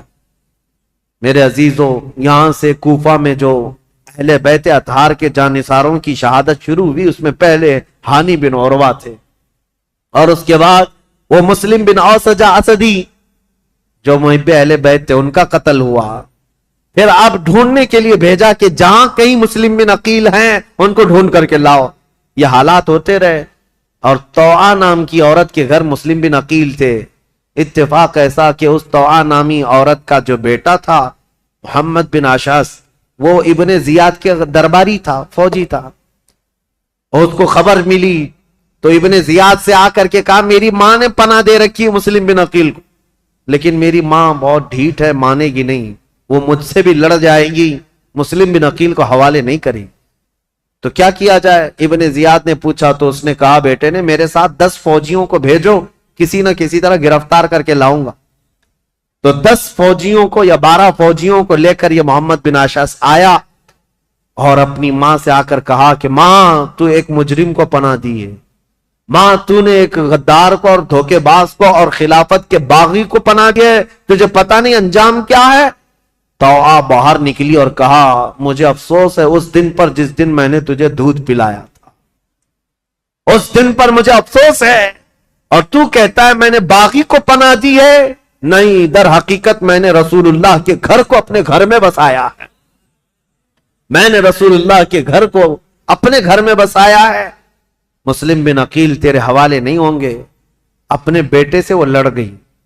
اب یہ 12 لوگ امام مسلم بن عقیل کو پکڑنے آئے تو پہلی مرتبہ امام مسلم بن عقیل کو تلوار نکالنی پڑی. کوفہ میں پہلی مرتبہ جب تلوار نکالی تو یہی 10-12 سے آپ کا مقابلہ ہوا. اور یہ 10-12 کیا، یہ حیدر کرار رضی اللہ تعالیٰ عنہ کے گھر کا شیر ہے. مسلم بن عقیل کی تلوار چمکتی تھی اور سامنے وہ بھاگے پھرتے تھے کتوں کی طرح، کوئی پکڑنے کو آتا نہیں تھا. یہاں تک کہ ایک شخص قریب آیا اور امام مسلم بن عقیل پر حملہ کرنے لگا. آپ کا اس کی تلوار منہ پر گری جس سے آپ کا ہونٹ کٹ گیا. امام مسلم بن عقیل کا ہونٹ کٹ گیا. امام مسلم بن عقیل، سخت شدت کی دھوپ ہے اس دن، طوعا نامی خاتون سے کہتے ہیں اے محب اہل بیت، جانثاران اہل بیت کی خاتون، مجھے تھوڑا پانی دے دے، میں پانی پیوں گا اور ان کا کام تمام کروں. خاتون پانی لائی، ایک کھٹورے میں پانی لائی. امام مسلم بن عقیل پانی کے لیے جیسی کھٹوری آگے کرتے ہیں، خون پورا اس پانی میں گرتا. آپ نے پانی پھینک دیا کہ خون کا قطرہ پانی میں مل جائے تو حرام ہے، پانی نہیں پیا جا سکتا، خون پینا حرام ہے. دوسری کھٹوری لائی گئی. آپ جب لبہوں کے قریب لگاتے اس میں بھی خون ٹپکتا تھا. آپ نے وہ پانی بھی چھوڑ دیا، کہا صاف پانی پینا مسلمان کے لیے حلال ہے، خون جس پانی میں مل جائے وہ حرام ہے، میں حرام پانی اخیر وقت نہیں پی سکتا. تیسری مرتبہ لایا گیا، تیسری مرتبہ بھی وہ کھٹوری خون سے لال ہو گئی. آپ نے رکھ دیا اور کہا شاید اب میری زندگی میں دنیا کا پانی نہیں ہے. امام مسلم بن عقیل لڑنے کے لیے پھر باہر آئے تو ان ظالموں نے کیا کہا، محمد بن اشعث وغیرہ نے کہا مسلم ہم تم سے لڑنا نہیں چاہتے، امان دیتے ہیں. ایک شخص اس میں سے کہا میں امان دیتا ہوں، بس بات اتنی ہے کہ تم چلو عبید اللہ بن زیاد کے سامنے، تمہارے آمنے سامنے گفتگو ہو جائے. ہم اتنا ہی کہتے ہیں. جیسے آج بھی آتے ہیں نا پولیس والے، صرف بات کرنا ہے، بات کرنے کے لیے جانا ہے. امام مسلم بن عقیل سے کہا صرف بات کرنے کے لیے چلو. اور اس وقت عربوں میں امان دینے کا مطلب یہ ہوتا ہے کہ پھر جنگ نہیں ہوتی، اور اس کے لیے جس نے امان دیا وہ تلوار اٹھا لیتا. عرب میں یہ دستور تھا. تو امام مسلم بن عقیل نے اپنی تلوار چھوڑ دی، کہا چلو ٹھیک ہے تم نے امان دے دی، میں چلتا ہوں ابن زیاد کے پاس گفتگو کروں گا. جب جانے لگے اور اس وقت جیسے ہی ان کی بگی میں بٹھایا گیا، گھوڑے پر بٹھایا گیا، تو ظالموں نے پیچھے سے ان کے ہاتھ باندھنا شروع کر دیا. امام مسلم بن عقیل کے ہاتھ باندھے. آپ نے پوچھا جب تم نے امان دے دیا اور صرف بات ہی کرنا ہے تو پھر یہ ہاتھ باندھنا کیوں شروع کیا؟ یہ پہلی غداری ہے تمہاری. کہا نہیں ابن زیاد کے پاس چلو. جب وہاں پہنچے تو آپ کو اس انداز سے نہیں لے جایا گیا جیسے بلایا گیا تھا، کھینچ کر کے بے عزتی کے ساتھ لایا گیا، عبید اللہ بن زیاد کے سامنے لایا گیا. اب یہ جو مکالمہ ہوا ہے، جو گفتگو ہوئی ہے، ابن زیاد نے اب گفتگو شروع کی اور کہا اے مسلم بن عقیل کیا تم یہ فتنہ پروری کر رہے ہو؟ یہاں کے لوگ امن و امان میں تھے، یہاں کے لوگ حسب عادت بہت اچھے مزاج کے تھے، اور تم نے آ کر فتنہ ڈال دیا اور حقیقی خلیفہ کے خلاف بغاوت کیا. امام مسلم بن عقیل نے کہا نہ ہم فتنہ کرنے کے لیے آئے اور نہ یہاں کے لوگ امن و امان میں تھے. ہم کو یہ خبر دی گئی کہ یہاں تیرے باپ کی حکومت ظلم کے ساتھ قائم کی گئی ہے اور ان کے ساتھ کوفہ والوں کے ساتھ ظلم ہوتا تھا. ہم ان کو زمانے رسول کی خلافت یا زمانے رسول کی حالت پر لانے کے لیے اپنا شہر چھوڑ کر آئے ہیں. تو ابن زیاد نے کہا اے مسلم بن عقیل تم کو اتنی فکر ہو گئی، تم تو مدینے میں شراب پینے والے لوگ. مسلم بن عقیل نے مسکرا کر کہا پورا زمانہ گواہ ہے، رسول اللہ کا گھرانہ شراب تو دور کی بات، میری کھٹوری میں خون کا قطرہ گرا تھا، میں نے وہ پھینک دیا ہے. شراب کی بات کرتا ہے، شراب تو تجھ جیسا آدمی پیتا ہے اور تیرا امیر پیتا ہے یزید، جو مسلمانوں کی خون پر اپنی کرسی بچھایا ہوا ہے. یہ باتیں سخت ہو گئی امام مسلم بن عقیل کی اور ابن زیاد کی. ابن زیاد نے کہا کہ مسلم ابھی تمہارے پاس وقت ہے کہ تم یزید کی امارت اور اس کی خلافت کو تسلیم کر لو تو ہمارے درمیان بات بن جائے گی. ابن زیاد نے جیسے ہی کہا، مسلم بن عقیل نے کہا تو ہم سے اس بات کا وعدہ لینا چاہ رہا ہے جو قیامت تک ہونے والا نہیں ہے، جو قیامت تک ہونے والا نہیں ہے، اور ہماری زندگیاں کیا، ہماری نسلیں ختم ہو جائیں گی، لیکن جس بات پر تو عہد لینا چاہتا ہے وہ ممکن نہیں ہے۔ ابن زیاد نے تلوار نکالی اور کہا اگر وہ ممکن نہیں ہے تو پھر میری تلوار سے تمہارا مقابلہ ممکن ہے۔ مسلم بن عقیل نے کہا میں نہیں کہتا تھا کہ تجھ جیسا خون پینے والا ہی شرابی ہے، اور تیرے لیے ہی یہ سزاوار ہے کہ تو ہی مسلمان کے خون سے اپنے آپ کو آلودہ کر سکتا ہے۔ یہ گفتگو ہوتی رہی کوفہ کے گورنر ہاؤس میں۔ عبید اللہ بن زیاد نے امام مسلم بن عقیل کو پیچھے ہاتھ باندھ کر اوپر چھت پر لے جانے کا حکم دیا، جلاد کو بلایا، اور جلاد کو بلانے کے بعد امام مسلم بن عقیل کی ہڈیاں توڑی گئیں، آپ کی ہڈیاں توڑی گئیں، اور اس کے بعد امام مسلم بن عقیل کو قتل کر کے گورنر ہاؤس کے اوپر سے پھینکا گیا، آپ کا سر مبارک الگ اور جسم مبارک الگ پھینکا گیا تھا۔ انا للہ و انا الیہ راجعون۔ یہ خاندان نبوت کے پہلے شہید ہیں، پہلے شہید کوفہ میں جنہوں نے دم توڑ دیا۔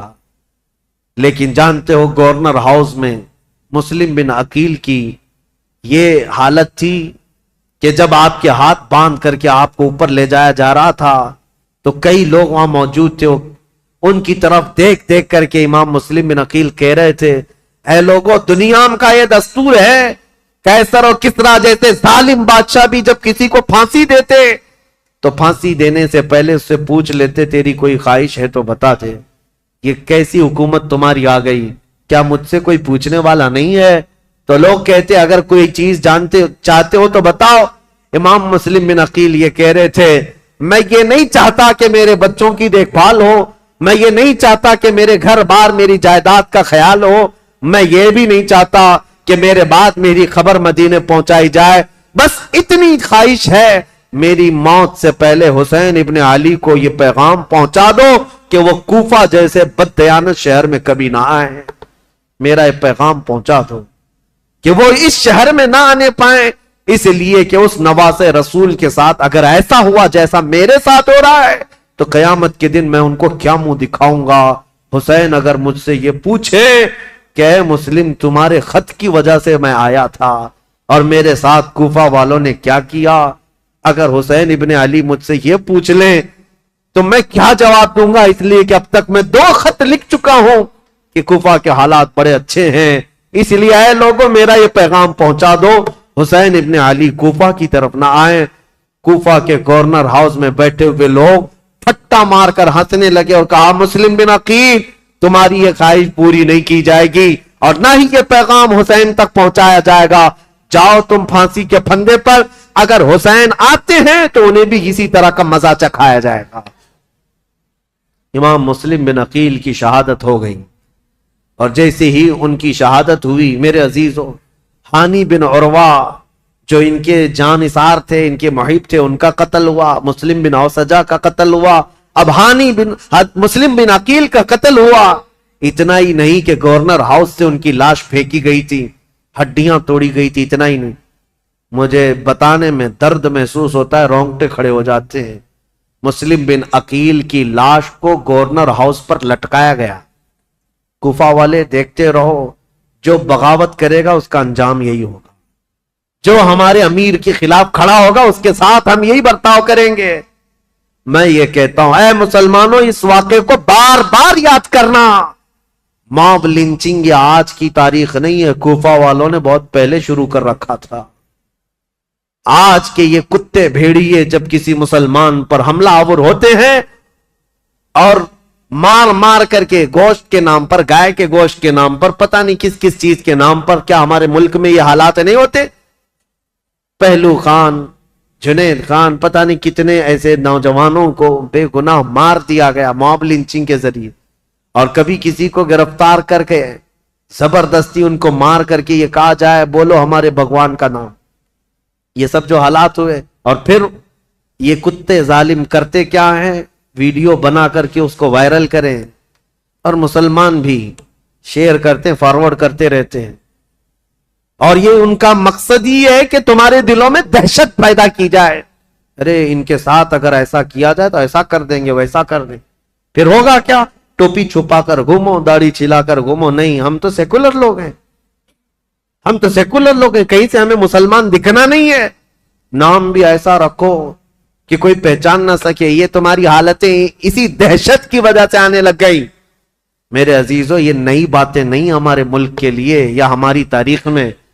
ہمارے کسی بچے کو گرفتار کر کے موب لنچنگ کرنا، کتے اور بھیڑیے اس پر حملہ آور ہو جائیں، ایک نہتے کو مار کر لٹکا دینا، یہ آج کی بات نہیں. تمہیں پتا ہے، میں رک کر کے تھوڑی سی اور تاریخ بتا دوں. عبداللہ بن زبیر، تاریخ اگر آگے بیان ہوتی تو انشاءاللہ ان کا بھی دور آتا یزید کے بعد. عبداللہ بن زبیر جو مکہ میں تھے، یہ کون ہے عبداللہ بن زبیر؟ یہ حضرت ابو بکر صدیق کے نواسے ہیں. ان کی ماں اسما بنت ابو بکر اور باپ زبیر بن عوام، رسول اللہ کے عشرہ مبشرہ صحابہ میں سے. ان کے بیٹے، ماں صدیق اکبر کی بیٹی اور باپ رسول اللہ کی پھوپھی کے بیٹے. یہ عبداللہ بن زبیر، ان کے ساتھ جو ہوا تھا پتہ ہے، یزید کے دور کا ہی ایک گورنر حجاج بن یوسف عبداللہ بن زبیر سے مکہ میں 40 دن تک لڑا تھا، جس کی لڑائی کی وجہ سے خانہ کعبہ کا غلاف جل گیا تھا اور حجر اسود کو نقصان پہنچا تھا. اور وہ جنتی دمبا جو حضرت اسماعیل علیہ السلام کے قربانی کے وقت جنت سے لایا گیا تھا، وہ دمبے کا جو اس کے سینگ تھے، جو نشانیاں تھی، وہ جل گئی تھی، ختم ہو گئی تھی. اتنے بڑے واقعات پیش آئے عبداللہ بن زبیر کے زمانے میں. اور ہوا کیا تھا پتہ ہے؟ وہ تھک ہار کر کے گھر کے اندر آئے. اسما بنت ابو بکر، اس وقت ان کی عمر 90 سال کے قریب تھی، تقریباً 90 سال کے قریب کی عمر ہے حضرت اسما کی، یا 80 سال کی عمر ہے. بیٹا جب تھک کر آیا تو اسما بنت ابو بکر اٹھاتی ہیں اور کہتی ہیں، بیٹا، شیروں کو یہ زیب نہیں دیتا کہ وہ جھوپڑی کے سائے میں بیٹھے. تو بوڑھی ماں کی فکر نہ کر، دین اسلام کی فکر کر. بیٹے کو بھیج دیا اور بیٹا شہید ہو گیا تھا. عبداللہ بن زبیر قتل ہو گئے تھے. آپ کو ایسا لگ رہا ہوگا کربلا کے واقعات میں بیچ میں کہاں سے آئے؟ یہ اس لیے بتا رہا ہوں، موب لنچنگ کا دور اور موب لنچنگ جو ہو رہی ہے اس کے متعلق کہہ رہا ہوں. عبداللہ بن زبیر کو قتل تو کیا حجاج بن یوسف نے، لیکن جانتے ہو ان کی لاش کو 40 دن تک ایک کھمبے پر باندھ کر لٹکایا گیا تھا. 40 دن تک لٹکایا گیا تھا، اور تاریخ میں موجود ہے. لیکن وہ پورا جسم 40 دن تک تر و تازہ تھا. ہر دن خون کا قطرہ ٹپکتا تھا اور جسم اسی طرح تر و تازہ تھا. نہ جسم میں کوئی سڑن، کوئی بدبو، نہ ہی بوسیدگی، کچھ نہیں. اب جو بات کہنے کی ہے امپورٹنٹ وہ یہ ہے، بوڑھی ماں اسما بنت ابو بکر روزانہ لاٹھی پکڑ کر آتی تھی، ہر دن اپنے بیٹے کو دیکھتی تھی اور گھر جاتی تھی. لاش لٹکی ہوئی ہے اور ماں روزانہ دیکھتی تھی اور گھر جاتی تھی. 40 دن گزرنے کو آئے، تب اسما بنت ابو بکر نے کیا کہا تھا پتہ ہے؟ اپنی لاٹھی پکڑ کر کے کہا تھا، 80-90 سال کی خاتون، اے مکہ والو، اس دولہے کا سواری سے اترنے کا وقت کب آئے گا؟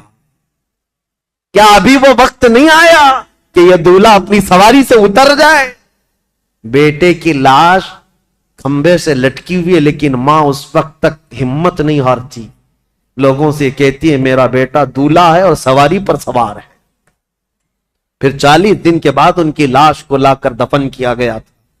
یہ باتیں اس لیے میں عرض کر رہا ہوں کہ تمہارے جذبے جوان رہیں. ہمارے لیے موت، ہمارے لیے کسی کا کٹ جانا، مر جانا ہمارے حوصلوں کو توڑنے والا نہیں ہونا چاہیے. اسی لیے اکثر میں تقریروں میں کہتا ہوں، ان ظالم بھیڑیوں سے اور کتوں سے یہ بتاؤ، اگر میری گردن کل کو کاٹ دی جاتی ہے، مجھے پھانسی پر چڑھایا جاتا ہے، یہ ہرگز مت سمجھنا کہ تم نے اسلام کو ختم کر دیا یا اسلام کا نقصان پہنچا دیا یا مسلمانوں کو ختم کر دیا. ہرگز نہیں. ہمارا تو یہ ماننا ہے اسلام زندہ ہوتا ہے ہر کربلا کے بعد.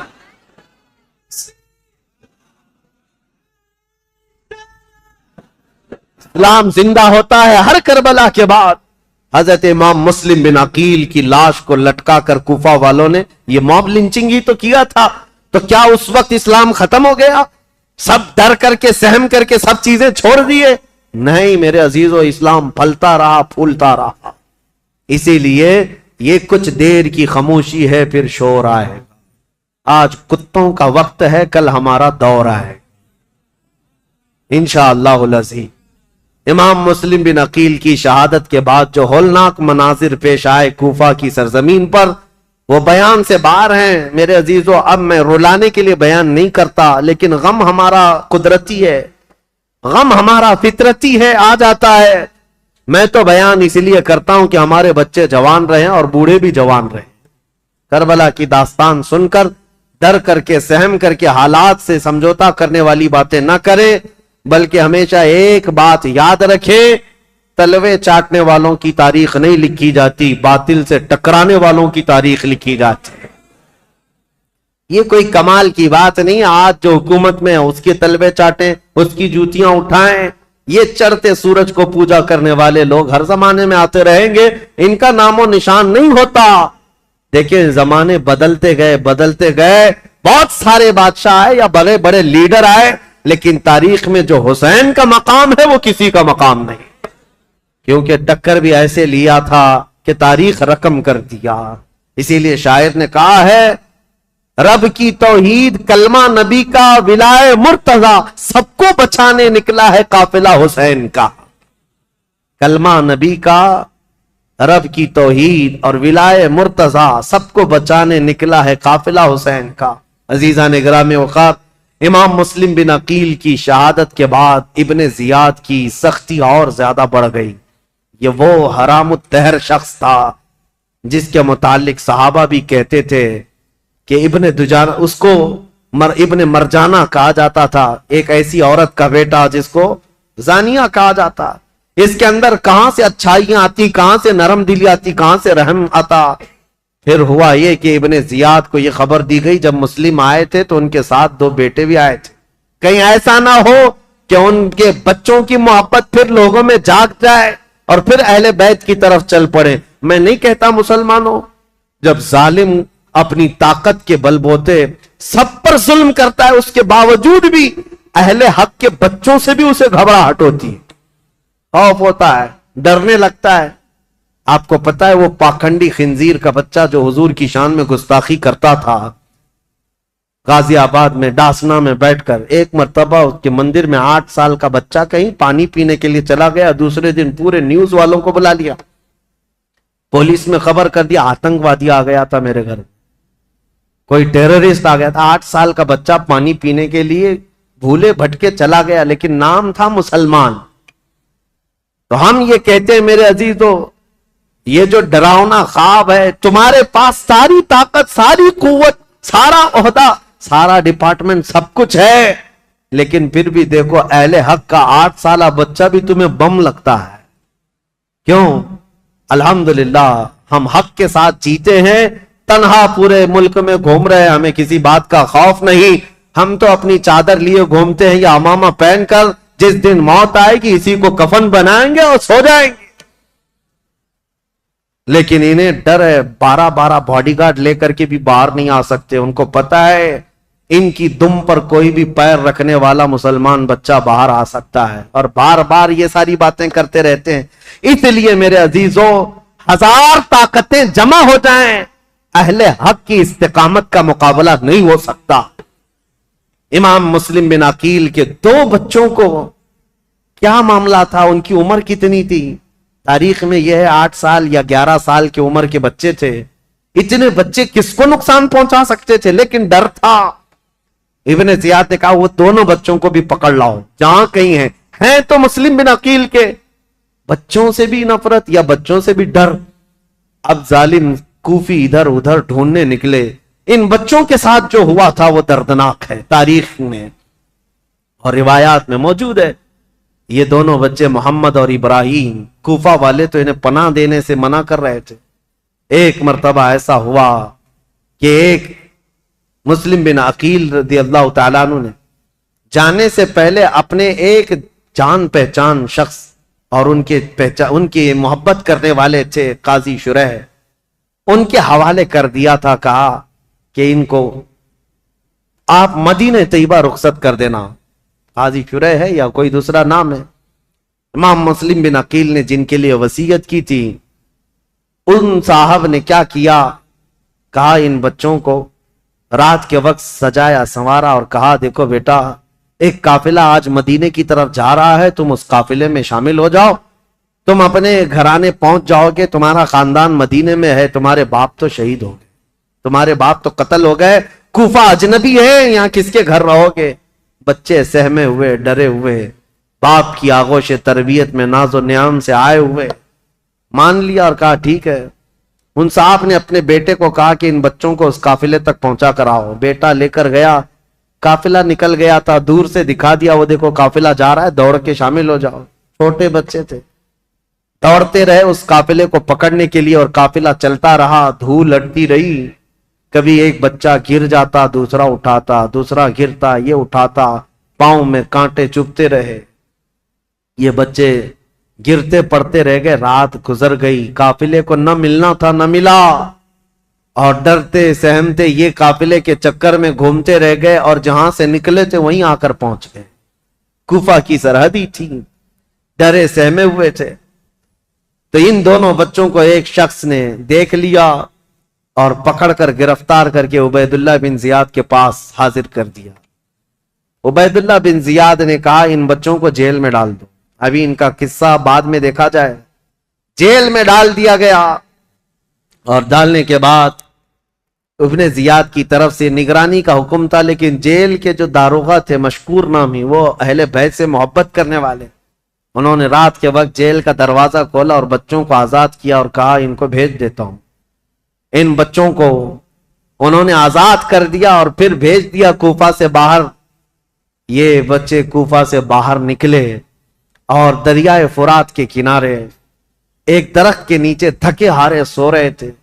ایک خاتون پانی بھرنے کے لیے آئی، انہوں نے دیکھا گلاب جیسی رنگت کی حسین شہزادے کس کے ہیں؟ عورت قریب آئی، پوچھا کون ہو تم؟ کہا ہم مسلم بن عقیل کے بچے ہیں۔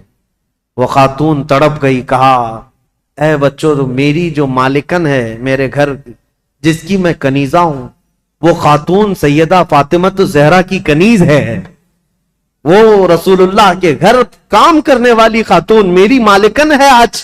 اگر وہ تم کو دیکھے گی تو خوشیوں سے پھولے نہ سمائے گی، خوش ہو جائے گی، چلو میرے گھر۔ ان دونوں شہزادوں کو وہ اٹھائی اور اپنے گھر لے آئی، اپنی مالکن سے کہا اے خاتون، آج ہمارے گھر بشارت آ گئی، مسلم بن عقیل کے شہزادے فاطمہ کے گھر کے لاڈلے آئے ہوئے ہیں۔ وہ خاتون دیکھتی ہے، وہ تو خوشیوں میں وجد کرنے لگتی ہے، میرا گھر آج بہاروں سے بھر گیا، میں رسول اللہ کے خاندان کو اپنے گھر کب لا سکتی تھی، آج میری قسمت جاگ گئی۔ بچوں کو نہلایا دھلایا اور انہیں گرم کھلایا اور کہا بچوں تمہیں کسی بات کی فکر نہیں، تم میرے گھر آرام کرو، جب مناسب ہوگا میں تمہیں خود لے جا کر مدینے چھوڑ آؤں گی۔ اس خاتون کی بے پناہ محبت تھی ان شہزادوں سے، لیکن تاریخ میں ایک عجیب اتفاق رہا ہے، شیطان کے گھر کبھی ولی اور کبھی ولی کے گھر شیطان، یہ رشتے دیکھنے کو ملے ہیں۔ اس محب اہل بیت خاتون کے گھر اس کا جو شوہر تھا حارث نام کا، یہ بدبخت لالچی آدمی تھا، یہ دن بھر عبید اللہ بن زیاد کا دیا ہوا انعام کا لالچ لے کر گھوم رہا تھا۔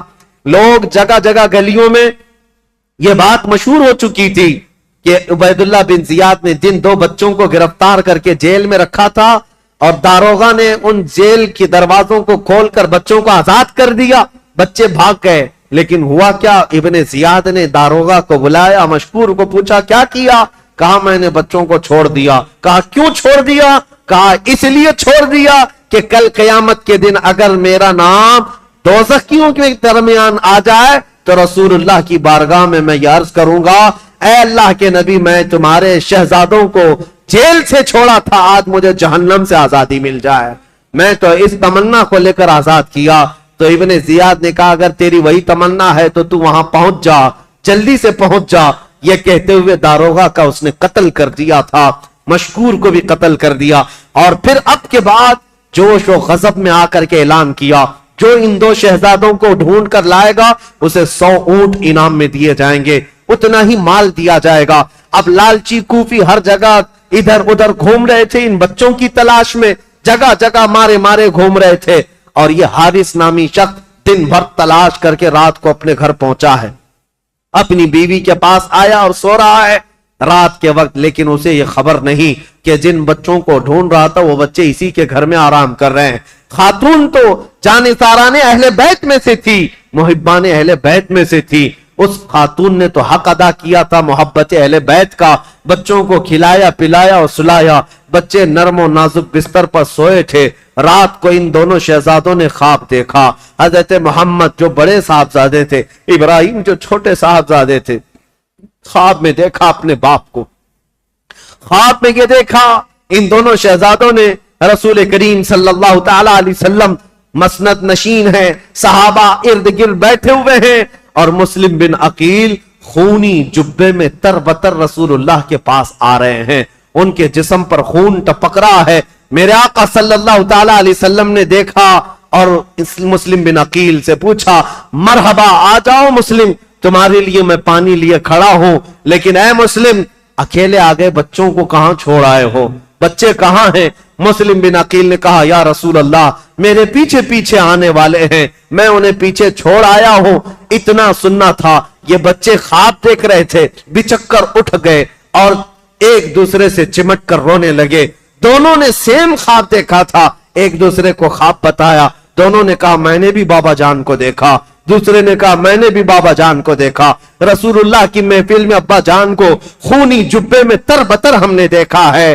اللہ اکبر، یہ بچے سے ہم کر رو رہے تھے، ان کی آوازیں بلند ہو گئی، گھر میں بچوں کی آواز۔ وہ بے اولاد شخص تھا حارث، رات کو جاگ گیا، اپنی بیوی سے پوچھا ہمارے گھر تو کوئی اولاد نہیں، یہ بچوں کے رونے کی آواز کہاں سے آ رہی ہے؟ بیوی نے کہا شاید پڑوسی کے گھر سے آواز آتی ہوگی، تم سو جاؤ۔ بیوی نے منع کیا بتانے سے۔ پھر اس ظالم نے کہا نہیں، مجھے تو لگتا ہے میرے گھر میں بچوں کی آواز ہے، پڑوس کے گھر کے بچوں کی آواز اتنی تیز نہیں آتی۔ خاتون نے بہلایا پھسلایا اور کہا کہ تم سو جاؤ، لیکن اس ظالم نے کہا مجھے دیکھنا ہے، میرے گھر کی تلاشی لینی ہے۔ گھر ڈھونڈتے ہوئے آیا اور اسی حجرے میں آیا جس میں بچے سو رہے تھے، اور اٹھ کر کے یہ ایک دوسرے کو چمٹ کر رو رہے تھے۔ حارث آتے ہی پوچھتا ہے اے بچوں تم کس کے ہو، کس کے بیٹے ہو، میرے گھر کیسے آئے؟ بچے تو اس گھر کو محبان اہل بیت سمجھتے تھے، دیکھا تھا ایک دن پہلے خاتون نے نہلایا دھلایا ہے، کھانا کھلایا ہے، ہمارے گھر ہمارا جانثاروں کا یہ گھر ہے۔ بچوں نے تڑپ کر کہا اے شخص ہم تو مسلم بن عقیل کے شہزادے ہیں، ہم اہل بیت نبوت سے تعلق رکھتے ہیں۔ اتنا سنتے ہی یہ حارث دونوں بچوں کے بال پکڑ کر کھینچ کر کے اٹھایا، کہا دن بھر تمہاری تلاش میں سرگرداں تھا، میں نے کہاں کہاں کی خاک چھان ماری، تمہیں ڈھونڈتے ڈھونڈتے تھک گیا اور تم میرے گھر کے بستر پر سو رہے ہو۔ دونوں بچوں کے گال پر تماچے مارنے لگا، غصے کے مارے دونوں بچوں کو تھپڑ رسید کرتا رہا۔ یہ بچوں کا منظر دیکھ کر کے اس کی خاتون بیچ میں آ گئی، کہا ظالم تو اپنے ہاتھوں کو بچا لے، تو کل قیامت کے دن فاطمہ کے سامنے کھڑا ہوگا، علی کے سامنے کھڑا ہوگا، رسول اللہ کے سامنے کھڑا ہوگا، ان کے گھر والوں کو دی ہوئی تکلیف کا کیا جواب دے سکتا ہے؟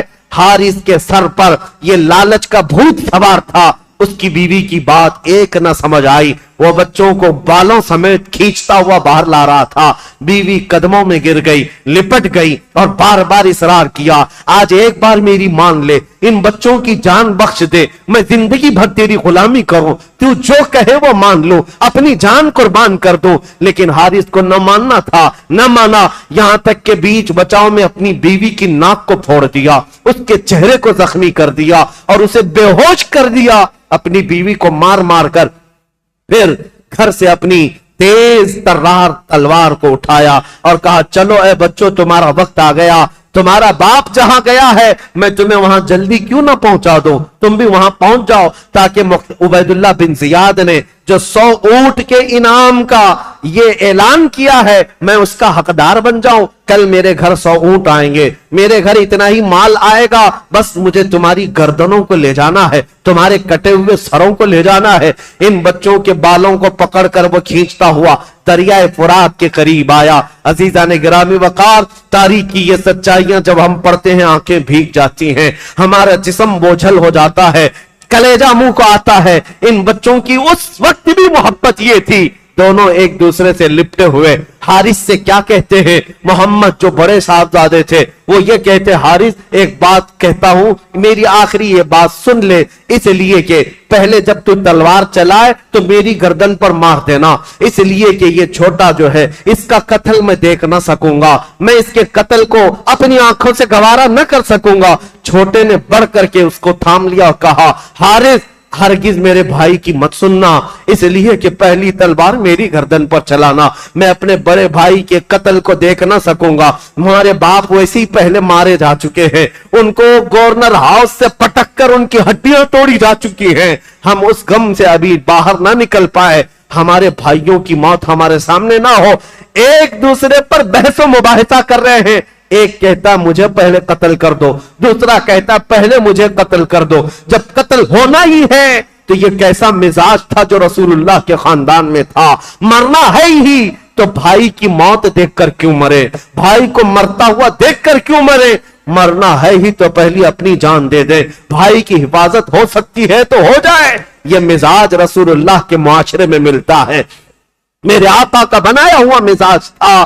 دونوں شہزادے جب بحث و مباحثہ کرتے رہے، حارث نے دونوں کی گردنوں کو پکڑا اور کہا تم دونوں کی خواہش پوری ایک ساتھ کرتا ہوں، تلوار ہوا میں لہرایا اور ایک ساتھ گردن پر مارا، جس سے دونوں شہزادوں کے سر ہوا میں اڑ گئے، اور ان نو نہالوں کا ایسا قتل دنیا نے دیکھا کہ سر اڑتے ہوئے ریت میں آ کر گر گئے۔ اسی لیے شاعر نے تو کہا تھا، ان پھولوں کا کیا جو بہار جاں فضا دکھلا گئے، افسوس تو ان کلیوں کا ہے جو بن کھلے مرجھا گئے، بن کھلے مرجھا گئے۔ ان فاطمہ کے لاڈلوں کا، اہل بیت نبوت کے، خاندان نبوت کے شہزادوں کا یہ پہلا قتل تھا۔ اس کم عمری میں یہ دو بچے شہید ہو گئے کوفہ کی سرزمین پر۔ ان دونوں کے سروں کو سجا کر کے دوسرے دن یہ حارث نامی بدبخت ظالم عبید اللہ بن زیاد کے گورنر ہاؤس میں پہنچا اور یہ دونوں شہزادوں کے سر لایا اور کہا، اعلان کے مطابق میرے 100 اونٹ مجھے دے دو، 100 اونٹ کا انعام مجھے دے دو۔ عبید اللہ بن زیاد نے کہا، ارے ظالم، تجھے کس نے کہا تھا کہ ان کے مردہ، ان کے کٹے ہوئے سر لانے کے لیے؟ میں تو زندہ لانے کے لیے کہا تھا۔ اگر یزید نے مجھ سے پوچھ لیا کہ ان بچوں کو قتل کرنے کا آرڈر کس نے دیا تھا تو میں کیا پیش کروں گا؟ یہ کہتے ہوئے عبید اللہ بن زیاد نے اسی وقت حارث کی گردن اڑا دیا، جو صبح کے وقت بچوں کا قاتل تھا۔ رب العالمین نے شام سے پہلے اس ظالم کو کیفر کردار تک پہنچایا۔ اسی لیے قرآن کہتا ہے، سَيَعْلَمُ الَّذِينَ ظَلَمُوا أَيَّ مُنْقَلَبٍ يَنْقَلِبُونَ، ان قریب ظالم یہ جان لیں گے کس کھائی میں اللہ انہیں گرائے گا۔